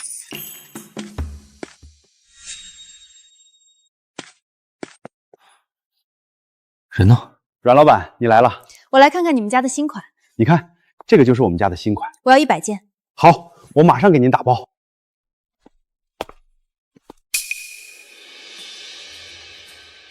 金香的生意如何？王爷，阮夫人不太对劲，属下今日跟着她一起进了一个巷子，那个地方是个死胡同，但是她进去就不见了。属下一直守着，几个小时后，阮夫人背着一个背篓，背篓里有不少的成衣，从那个巷子走了出来。以后阮金香的事情不要再继续调查了，今日的事情你也烂在肚子里。是。王爷，阮夫人身上有很多离奇的事情，比如给您的药，属下问遍了郎中和宫里的太医，都无人见过。还有她售卖的点心也是，从未有人听闻。现在的衣服款式也不是我们京城流行的。王爷，您英明一世，莫要因为她毁了自己的一切。属下担心她是敌国的奸细。蓝衣坊的人都死完了，都没人招呼顾客，就拿这种货色打发本小姐。店内人太多了，招呼不周，实在抱歉。不知姑娘想要什么款式？阮金香真是好手段，靠着季将军和素王，居然以次充好，用这些东西就忽悠别人，为了赚钱，真是毫无下限。既然姑娘瞧不上，就换一家成衣店。我们店里的东西有目共睹的，卖了那么多成衣，还是第一次有人说衣服质量不好。你好大的胆子！我们小姐能来你们店里消费，是你们蓝衣坊的荣幸。你可知道我们家小姐是什么身份？丞相府千金，你居然敢出言不逊，还不下跪道歉？丞相府千金，好大的威风！要耍威风，麻烦回你丞相府，这里是蓝衣坊。你丞相府千金好大的威风，不知道的还以为是皇家公主。臣女见过王爷。您瞪我没用，这是王爷的意思。若是不服气，您可以找王爷。我一介草民，您若是非要针对，我也拿你没办法。阮金香，你若是对季将军没意思，就和他说清楚，不要纠缠不清，吊着人家算怎么回事？没想到是因为季将军。小姐若是不满，可以自己和季将军说。小姐，阮金香，我有个法子，可以免你不被这些事情侵扰。愿闻其详。你我可以合作，你当我名义上的未婚妻，这样你可以不被其余世家贵女记恨欺辱，季将军也可以死心。王爷并不缺女子，为何偏偏选免女？因为你可以医治我的病。我有要求，你我假意在一起，我可以替你遮挡一切。你可以借我的威名，作为回报，你替我医治好癫痫和腿疾。你不必担心我耍手段，我可以与你签署协议，只要你想分开，随时都行，我不会有二话。陛下，肃王求见。皇兄，看看为兄刚刚写的这幅字如何？皇兄，臣弟想要议亲，还请皇兄替我下一道圣旨。胡闹！你什么身份？他什么身份？他还一个二嫁妇，如何配得上你？皇兄，你当初答应我的，为了这天下，你的皇位我付出了一切，不光是手下，还有这副残躯，我就想和他在一起，还请皇兄成全。皇帝，若是你真的喜欢此女，朕可以赐她为你的侧妃，再选择一世家女子为正妃，这样也不会辱没了你的身份。皇兄明白我的性子，除了他谁也不要。好，金香，你真的要嫁给肃王？谢谢你在这边关和京城对我和孩子的照顾，但是季老将军说的没错，我不能恩将仇报。你和我隔着一道鸿沟，我们不合适，放手吧。金香，不是这样的，我的心里容不下任何人，只有你。求你不要这样好不好？我不信你对我一点好感都没有。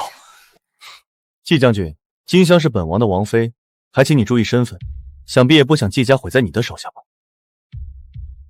你该不会是动心了吧？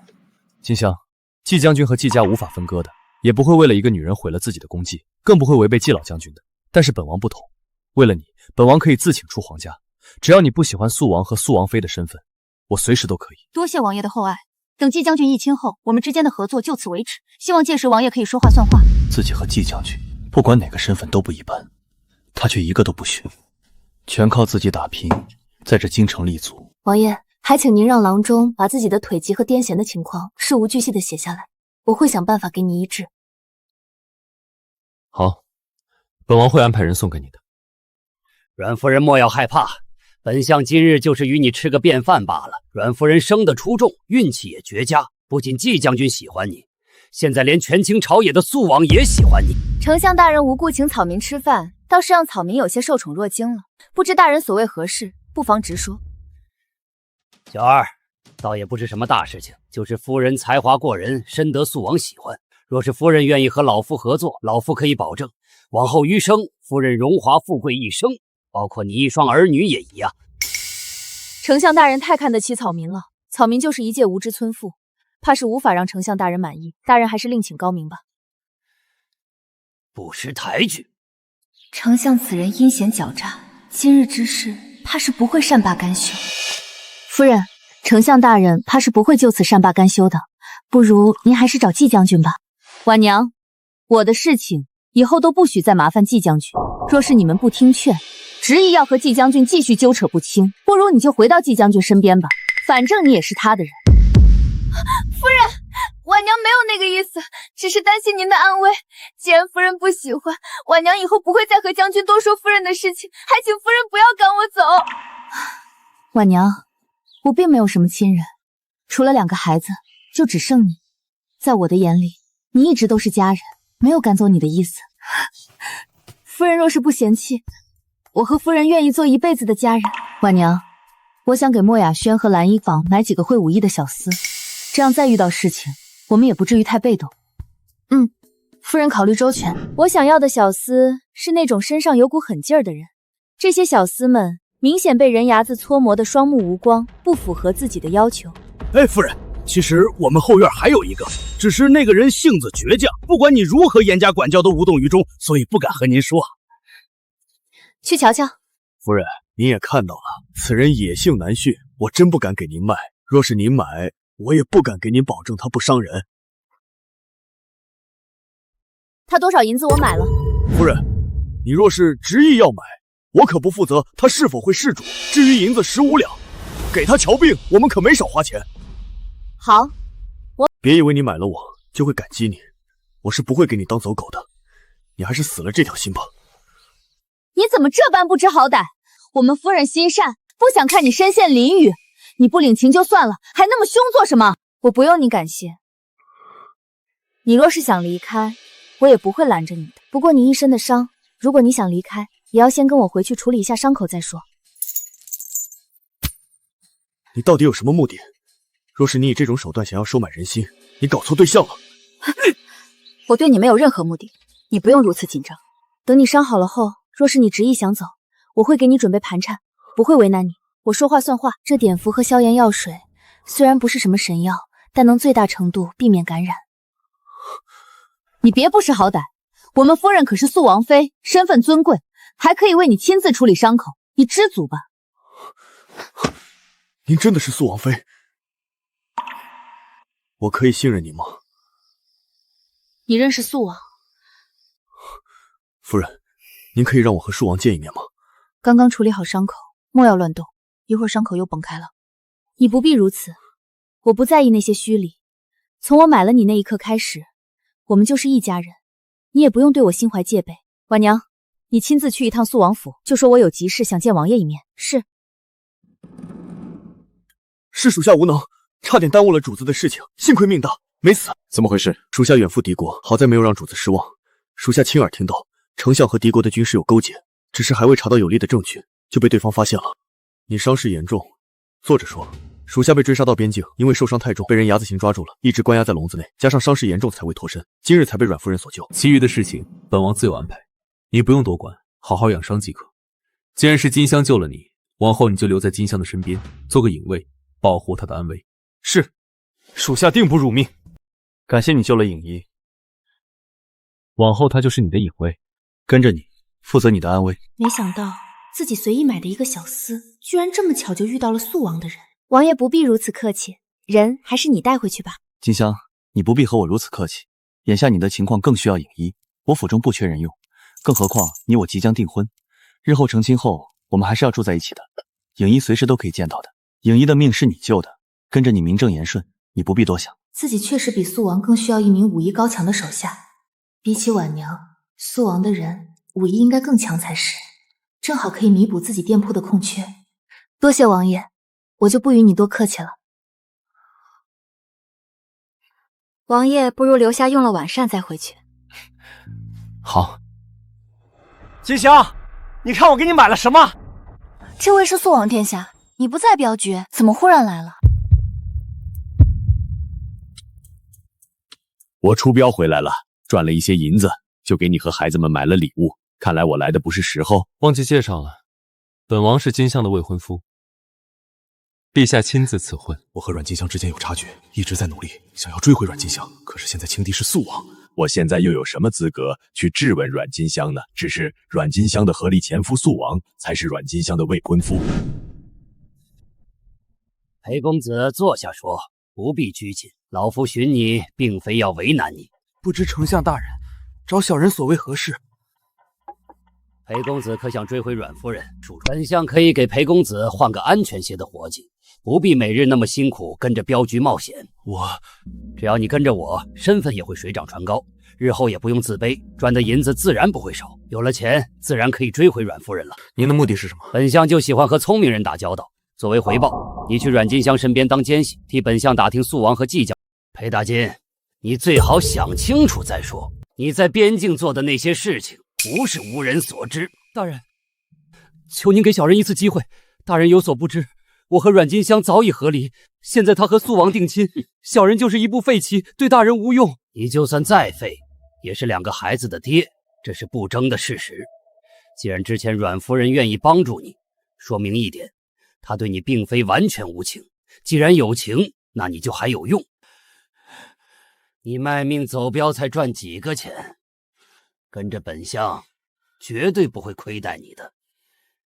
更何况裴公子难道愿意自己的孩子喊别人爹爹？丞相大人忽然光临寒舍，不知所谓何事。路过口渴了，和季将军讨一杯茶喝。季将军倒是沉得住气，自己的女人被肃王抢了。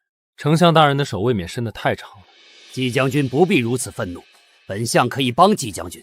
丞相大人什么时候这么好心了，居然亲自上门帮助本将军？你我可以合作，一个可以做文官之首，一个可做武将之首。这样肃王手中没了兵权，拿什么和你抢阮夫人？若是季将军对阮夫人没意思，本相的女儿教的也不错，可以嫁给将军，这样朝着皆是你我的天下。丞相的女儿许了多少家了？本将军对你的谋划没有半点兴趣。丞相请回吧。王爷真是树敌无数啊！丞相可是到处拉拢人，惦记的瓜分您手中的兵权呢。季将军倒是宽厚，本王和金香在一起了，你难道不记恨本王，还愿意告知本王？一码归一码，丞相如此做，恐怕早有不臣之心了。王爷还是早做打算，免得天下易主。季家满门忠烈，本王都记在心里了。日后陛下哪儿，本王会告诉陛下，不会亏待季家。既然金香选择了王爷，还请王爷善待金香。若是被下官发现王爷对金香不好，下官不会错过争夺的机会。我倒是想对阮金香好一点，可惜她谁也不选，对我更是敬而远之。王爷，出事了！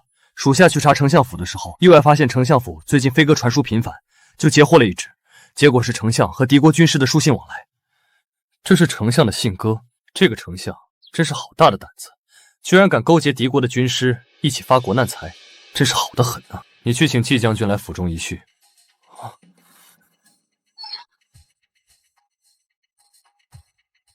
这是丞相和敌国的信件，本王准备将计就计，趁着这次战火再起，一举吞并敌国。季将军意下如何？下官觉得王爷这个办法甚好。陛下，敌国常年滋扰边境，最近又卷土重来，臣觉得应该命人北上和敌国开战。可是陛下，臣举荐李广将军。将军虽然年纪不大，可是胜在聪慧过人，武艺高强，定然可以扬我国威，收拾敌国。皇兄，本王觉得丞相说的有道理。我泱泱大国怎么能让敌国欺辱？但是这带兵出征可是大事，本王推荐季将军。下官愿意为陛下和天下百姓分忧。边境的情况下官再熟悉不过，和敌国也算是老对手了。下官有把握让敌军大败。爱卿，朕觉得肃王说的有道理，李广确实不错，可惜太年轻，和季将军比还是差了不少。如今我国国库经不起耗费，还是由季爱卿领兵出征更为稳妥。真该死，季将军和肃王不是不和吗？肃王许久没有上朝了，今日为何忽然出现在朝堂上？王爷，今日怎会忽然上朝？可是出了何事？太后昨日命人送信儿，让本王今日清晨入宫一趟，想着许久未上朝了，凑个热闹。怎么，好似本王上朝，丞相不悦？怎么敢？只是王爷许久未去府上，臣担心王爷的情况。不如这样，回去臣就让府医去肃王府，让丞相挂怀了。本王身体很好，之前寻到一个良医，对癫痫颇有研究，本王吃了他的药，现在情况好多了。不过之前多谢丞相照顾。怎么，本王的情况越来越好，好像丞相不高兴？自然是高兴的，只是市井之人很多都没有多少真才实学，骗子居多。下官担心王爷被人骗了。本王的癫痫和腿究竟是怎么回事？王爷，小人真的不知道，小人只是奉命给王爷看病，其余的都不知道。不知道，很好。小七，把地牢内的刑期都搬出来，给他尝尝，看看他是否知道。王爷，求王爷恕罪，小人是无辜的，都是丞相逼着小人做的，在您吃的药里动了手脚，癫痫都是药导致的，腿也是丞相让小人下的毒，小人真的不敢谋害王爷，丞相有小人的家人威逼。王爷，小人真的没办法，若是小人不听话，家人就会死在丞相的手中。解药呢？王爷，药在小人的怀里，只要服下，王爷的腿就会好起来，求王爷饶小人一命。金香，我要去边关了，你在京城要照顾好自己。若是遇到什么事情，可以去季家求助，我和爷爷说好了。边关的战乱不是早已平乱了吗？为何你又要去？难道敌国又撕扰了？静香，若是你真的喜欢素王，我会成全你；若是你不想嫁给素王，我也可以用这一身的功勋和陛下换你自由。你怎么如此的傻？你的功勋都是你上阵杀敌用生命换的。你等我一下，先别离开。这些东西你在边关用得到，何时开拔？我到时候来给你践行。你别来送我，我担心自己舍不得离开你。那你一定要活着回来，我在京城等你。金香，我有些事情要和季将军说，借你的小厅一用。王爷，您莫要误会金香，是我和她告别，只是友情的拥抱，没有别的意思。金香不选你，也不会选我。之所以同意和我订婚，都是为了骗你的。她心里还是有你的，不想你因为她蹉跎岁月。季将军，本王希望你可以平安回来，不管金香选谁，本王都会尽力争取的，不会因为你就放手。多谢王爷可以坦然告诉在下，本王做事磊落，不想欠你的人情。若是你太软弱，死在战场上，别怪本王不念旧情。裴大金，你买的这些东西可不便宜吧？你哪来的银子？怎么，替你主子来打探消息了？若不是小七意外发现裴大金出入丞相府，岂会发现此人已经成了丞相的走狗？王爷，这是什么意思？你问他。金香，我不是故意的，我是被丞相逼迫的，我得罪不起。你以后还想见两个孩子吗？金香，想的话就不要再错下去。若是不想，那你就继续替丞相办事。你让金香失望的还少，以后会有人定期给你送消息。至于今日，你回去就告诉丞相，我和季将军因为金香彻底翻脸。你来的时候，我们正好在争执。婉娘，你替我走一趟，去把东西给季将军吧，我就不过去了。将军，这是夫人连夜给您赶制的衣服和鞋子，还有一些点心和干粮，让您路上吃。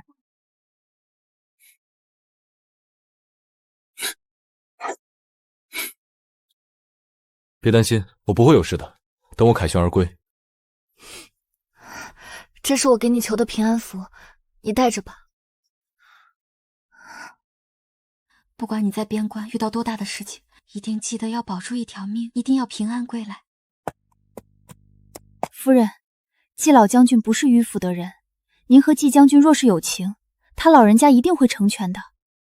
季将军之所以违背季老将军的意思，是因为他从小和季老将军相依为命，季家再无亲人。阮夫人，之前老夫都那样对你说话了，没成想你还能来看望老夫。老爷子不必担忧，我和季将军不管是否能在一起，在我心中他都是我的家人。在边关他没少帮我，现在他出征了，我理应替他照样家里。此女倒是心怀大度，可惜了有2个幼子，若是没孩子，即便和离，也可以和自己孙儿凑对。听闻你在京城生意做得不错，来看我会不会耽误你的生意。殿内有婉娘照应，您不必忧心。季将军不在，您一个人，若是不嫌弃，可以与我回北街的院子一起居住，房间我给您备好了。若是我去，素王不会怪你。若是您可以去，求之不得。看好了。哇，锦衣叔叔，我想和你一样，可以吗？你能不能教我习武？好。玉明，学武功很辛苦的，而且也危险，你母亲不一定会同意。娘，我想和锦衣叔叔学习武功，这样我长大就可以保护你和妹妹啦。玉明，学习武功很苦的，你确定吗？为了你和妹妹，这点苦不算什么。灵一，既然玉明想学，你就教他吧。是，夫人，学武功随时都会受伤，您确定？只要不是生命危险，随你操练。季将军出征有些日子了，不知他在边关情况如何了。将军，我们自投来了边关，就一直受制于人，再这样下去，恐怕无法给皇上交代。你们过来看，此地地理环境复杂，是十分适合埋伏的地方。不过需要你先带着5000精兵将人引入其中，到时候我会带着大军和你里应外合，一起歼灭敌军。还是将军有谋略，属下必然不会让将军失望。注意不要露出马脚，敌军连着上了几场，士气正旺，骄兵必败。只要你引入埋伏之地，其余的就不用你们担忧了。本将军会安排好其余的。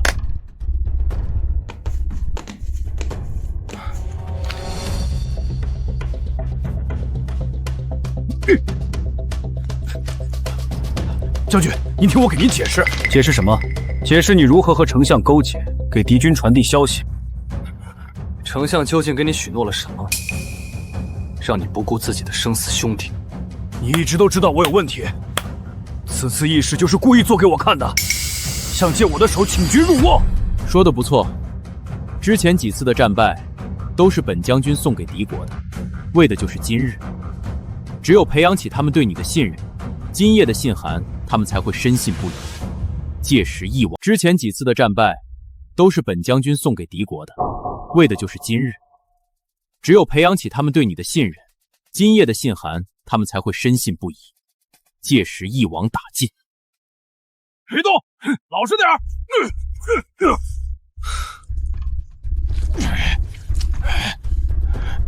亏我之前还敬重你们季家世代为将，没想到你也用这种下作手段，你算什么英雄？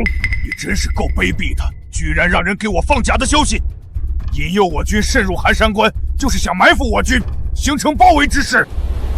有本事你光明正大的打一场，我们未必不是你们季家军的对手。对付你们，何须我季家军？你一开始就收买了我的先锋将军，既然收益颇多，付出代价也是应该的。为了培养你的信任，我损失惨重。压下去，严加看管。你们的将领已经被俘虏了，若是投降者可以不杀，反抗者格杀勿论。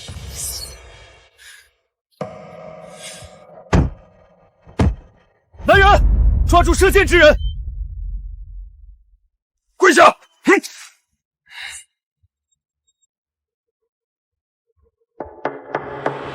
你是何人？为何刺杀本将军？姓季的，你狗命真大！要不是那个替死鬼，现在你都去和阎王喝茶了。我是先锋将军手下的人，你凭什么抓我们将军？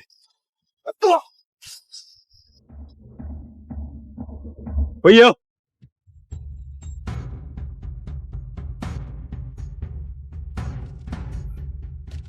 怎么回事？回将军的话，是先锋将军的人，趁着您带兵出营，杀了守卫，救走了先锋将军。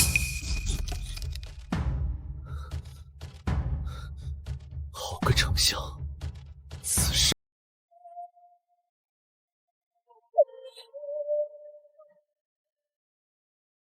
爹，我不要嫁给皇上，他的年纪都可以当我爹了。您明知道女儿心悦季将军，胡闹！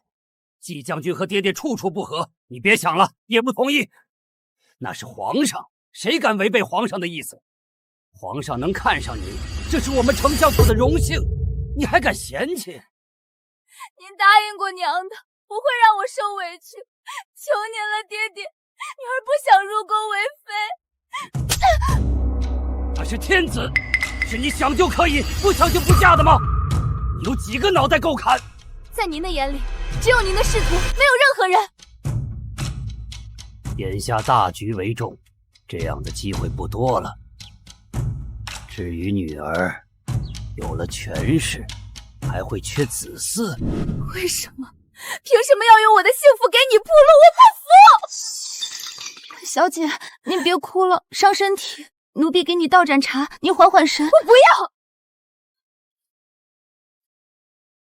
小姐，这可是宫里的物件，您损坏了可是要被治罪的。您快停下吧，能入宫为妃是多少女子梦寐以求的。点翠，不如你替我入宫，以后你就是丞相府的千金。小姐，我不能嫁。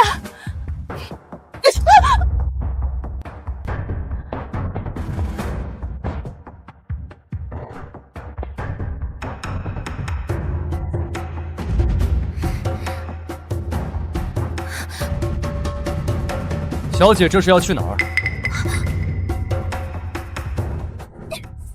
你们好大的胆子！我是丞相千金，你们敢抓我？姑娘果真是丞相府千金，你可要想好了再说。现在丞相千金早已入宫，你若是，那他呢？难不成你们丞相府欺君罔上？我不是丞相府千金，我就是吓唬吓唬你们。我只是丞相府的远亲，要回自己家。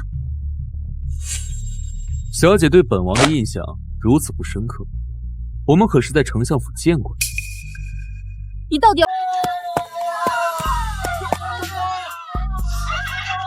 都是边关的特产，多买了一些，不知道你喜欢不喜欢？喜欢。他去边关拼命守护疆土，还不忘给我准备礼物，这份爱过于沉重。金香偏心，他不在京城的时候，都是本王护着你们的，怎么不见你如此含情望着本王？到底还是他在你的心里分量更重。王爷这醋您都吃？此地不是说话的地方，我们先回去再说。影衣现在情况如何了？许久不见，伤可好了？影衣基本恢复如初了，就是铁锤整天缠着他，要学习武艺。若是习武，我也可以教铁锤。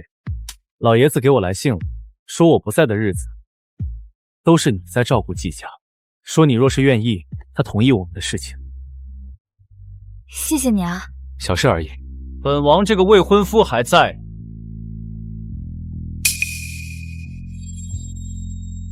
不愧是季家的后人，用兵如神，有几分当年季老将军的本事。陛下，臣在边关差点死在自己人的手中，人被抓到了，说是丞相指使的。陛下，老臣冤枉啊！老臣就是一个文官，和武将鲜少来往，怎么可能勾结武将谋害季将军？定是有人故意污蔑老臣。若非丞相，本将军也不会这么快回朝。从一开始，先锋将军就在给敌国将领传递消息，并且我军一再战败。若非本将军用兵如神，现在被俘虏的就是本将军了。臣对陛下是忠心耿耿啊！陛下，小女才入宫为妃，若是臣有不臣之心，怎会将爱女送入宫中？求陛下明鉴。季将军，说话要讲证据。陛下放心，臣会抓到那几个鼠辈。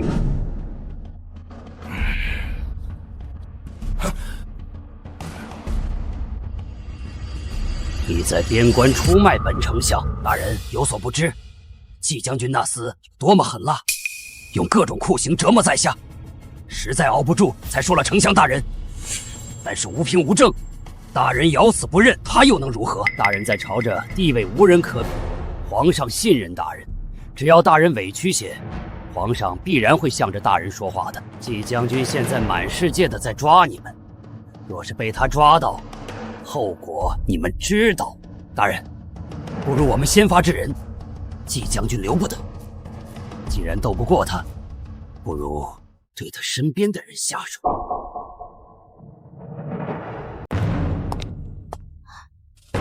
不对，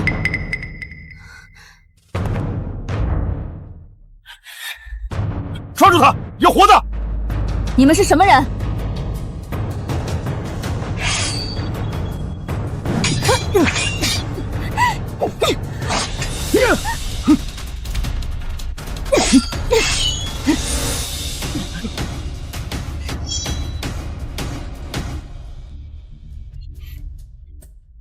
穷寇莫追，先查看一下是什么人。夫人，看着死者的情况，像是久经沙场的将士。夫人常驻京城，和边关的人并无牵扯。这些人抓夫人所为何事？季将军回京直接入宫了，我还没来得及问关于边关的事情，这些人就站不住了。想来此事必然有蹊跷的地方。走，去季家一趟。静香，我给你倒茶，你怎么会突然来府上？将军，夫人昨日回府的时候，半路上遇到了劫匪，差点出事，多亏了影衣，否则属下无法护住夫人。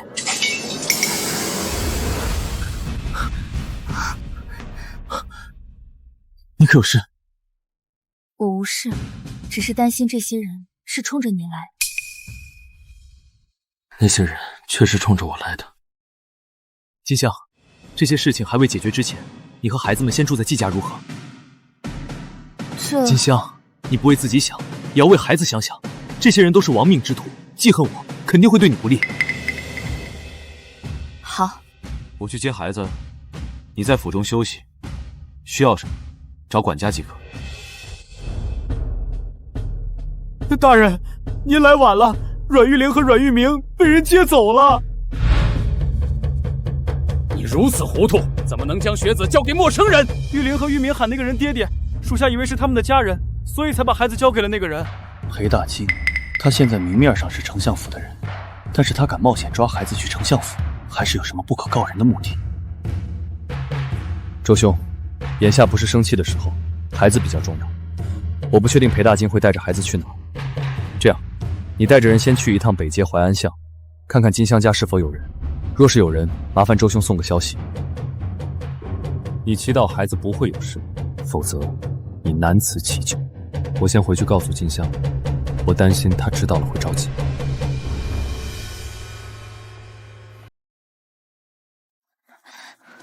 如何？孩子可寻到了？孩子被裴大金接走了，但是现在还未寻找到人。金香，你先别急，容我确定孩子是否在丞相府。到时候我们一同去找人不迟。对方挟持孩子肯定是有目的的，既然有目的，孩子目前就是安全的。我们现在不能自乱阵脚。影一，你随季将军一起去找孩子，听季将军吩咐。是。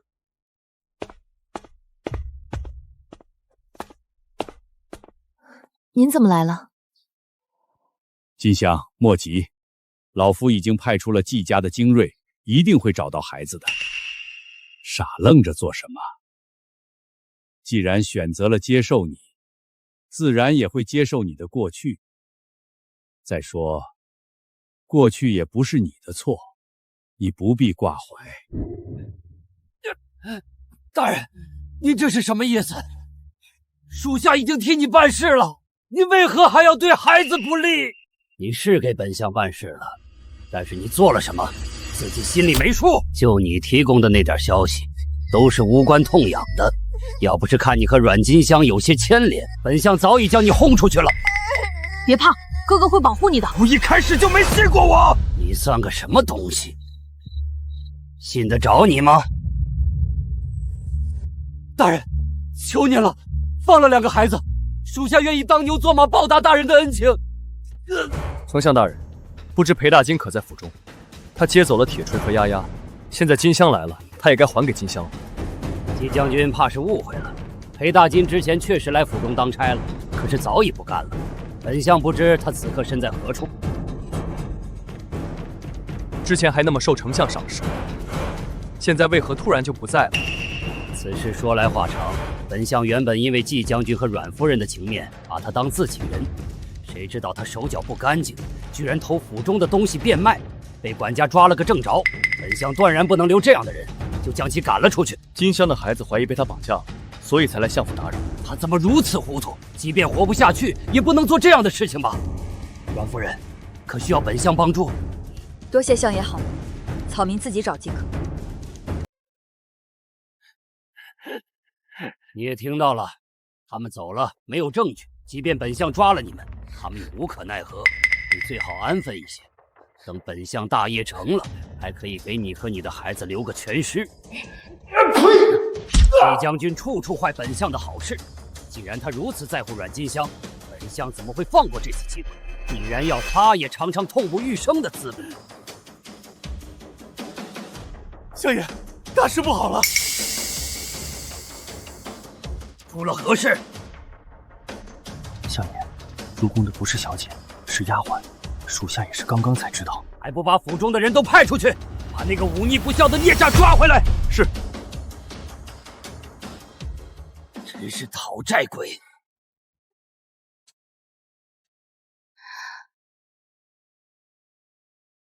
小七已经查到了，人在丞相府，只是被丞相藏起来了。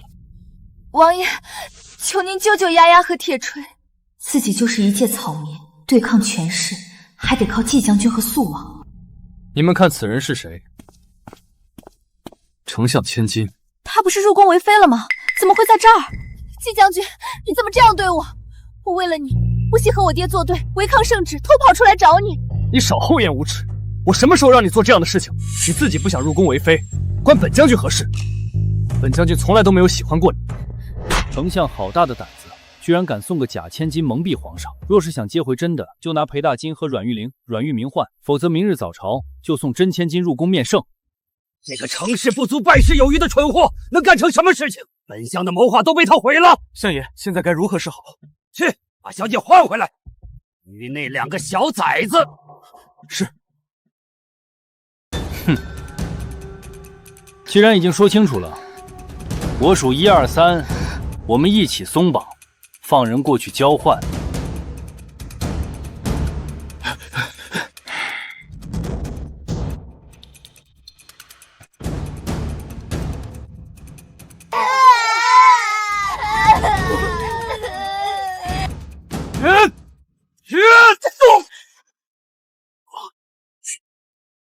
金香，对不起，都是我不好，被丞相骗了，差点又害了孩子们，都是我不好，求你原谅我一次。你先别说话了，我给你处理伤口。来不及了，丞相让人在案件上淬了毒，就想要孩子们死。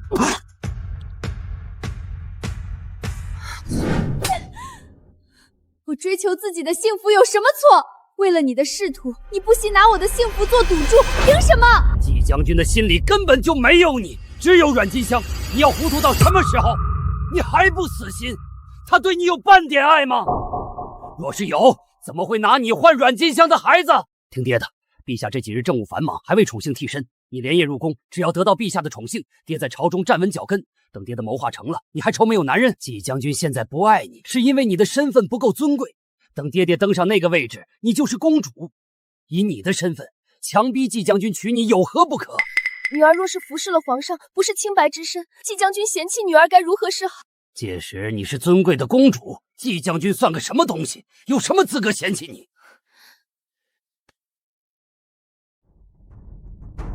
小姐，我们如此会不会惹得龙颜不悦？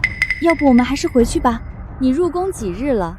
皇上可来后宫见过你，机会都是留给有准备的人。你是何人？臣妾是您新纳的黎妃。回去吧，朕有空回去看你的，还有政务要忙。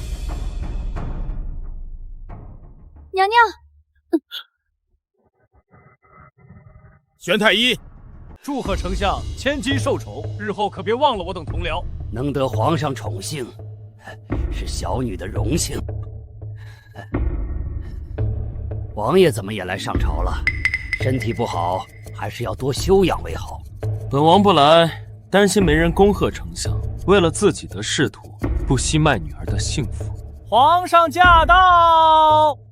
丞相教女有方，封国丈；黎妃伺候有功，封贵妃。皇兄，此事恐怕不妥。黎妃只是一夜就封为贵妃，您让后宫其余嫔妃如何自处？肃王，你别忘了，朕才是天子，这天下朕说了算。现在朕说封黎妃为贵妃，皇上英明，谢皇上。娘娘做得不错，今日臣在前朝扬眉吐气，气得肃王脸色都阴沉了。自然，本宫今日清晨是坐着陛下的轿撵回的朱翠宫，后宫多少人都只有羡慕的份儿。娘娘做得不错，不过别忘了你助攻的目的，多留意皇上的动向，多去御书房替臣打探消息。女儿昨夜无意间看到一份奏折，是关于敌国的。皇上下令边疆将领快速收拾了敌国，免得有后顾之忧。你可看清楚了，圣旨何时下达？可还说了什么？昨夜皇上也在，女儿不敢太冒险，只是粗略看了眼。父亲还是早做打算为好。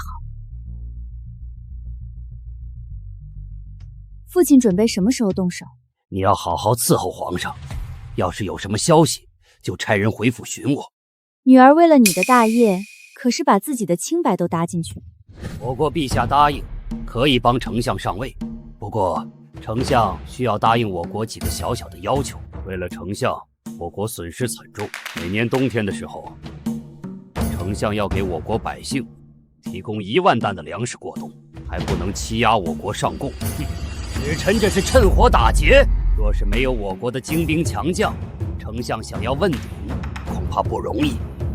您都坐上了那个位置，国库资源都是您的，还在乎这点蝇头小利？你们商量好吗？皇上，臣妾冤枉了，臣妾并不知道父亲做的那些事情，臣妾是冤枉的。你会不知道，不就是你们父女密谋吗？想要夺取朕的江山社稷，你们父女真是狼子野心，好大的狗胆！娘娘，您还是认罪吧，别再一错再错了。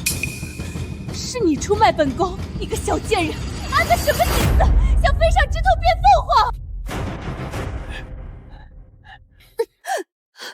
本相从一开始就被你们算计了，是不是？枉你聪明一世，阮金香与你订婚了又如何？还不是和季将军眉来眼去的？王爷头顶怕是早已青青草原了。把他拉下去，打入死牢。放开我！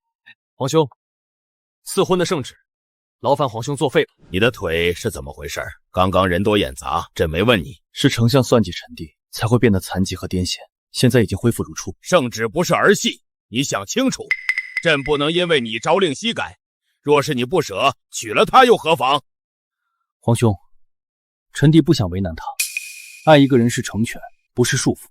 臣弟希望他可以幸福。草民参见皇上。阮金香，朕不为难你，你今日选择一个，你到底选肃王还是季将军？你不用顾及自己的出身和地位。草民选季将军。金香，我总算娶到了你。该喝合卺酒了。